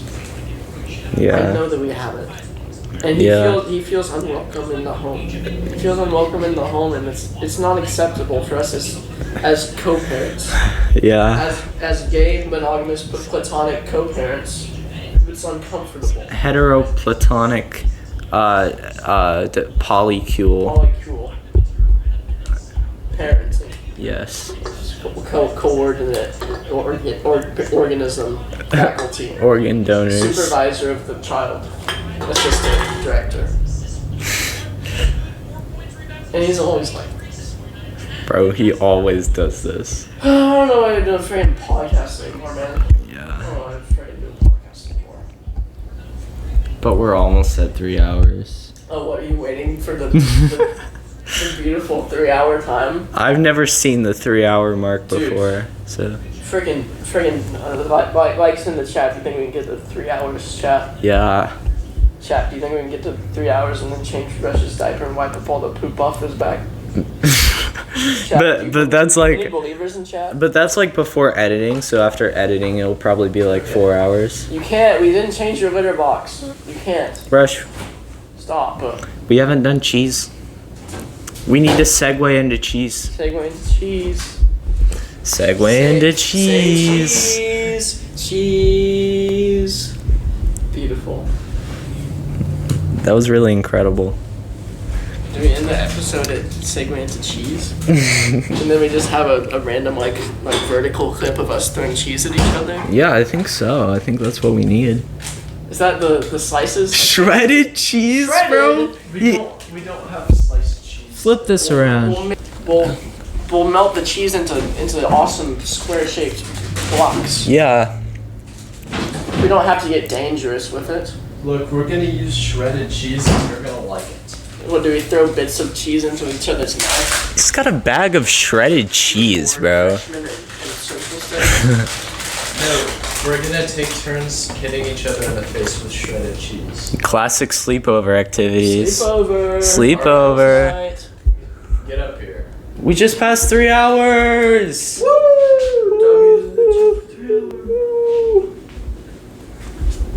We didn't even have any payoff at 3 hours. It was, Rush already showed every part of his body.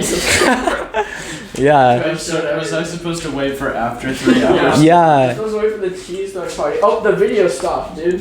What? 3 hours. Start a is new the limit. video. This video was. Oh my gosh. Dude, we found the limit, the human limit. Yeah. Hopefully it saved. Dude, It should have. Yeah. this just didn't get so long, bro. This video was getting too large to save as a single file. Okay. It's kind of beast though. We'll keep it. He's a running. real podcaster. Yeah, we'll He's keep a real it. running. diehard podcaster. He cares about them. Hey, thank you. 3 hours. Oh my god, I love the tiny stool chair. The rustic tiny stool chair. All right. You ready? Mm-hmm. Today we're gonna hit each other with cheese.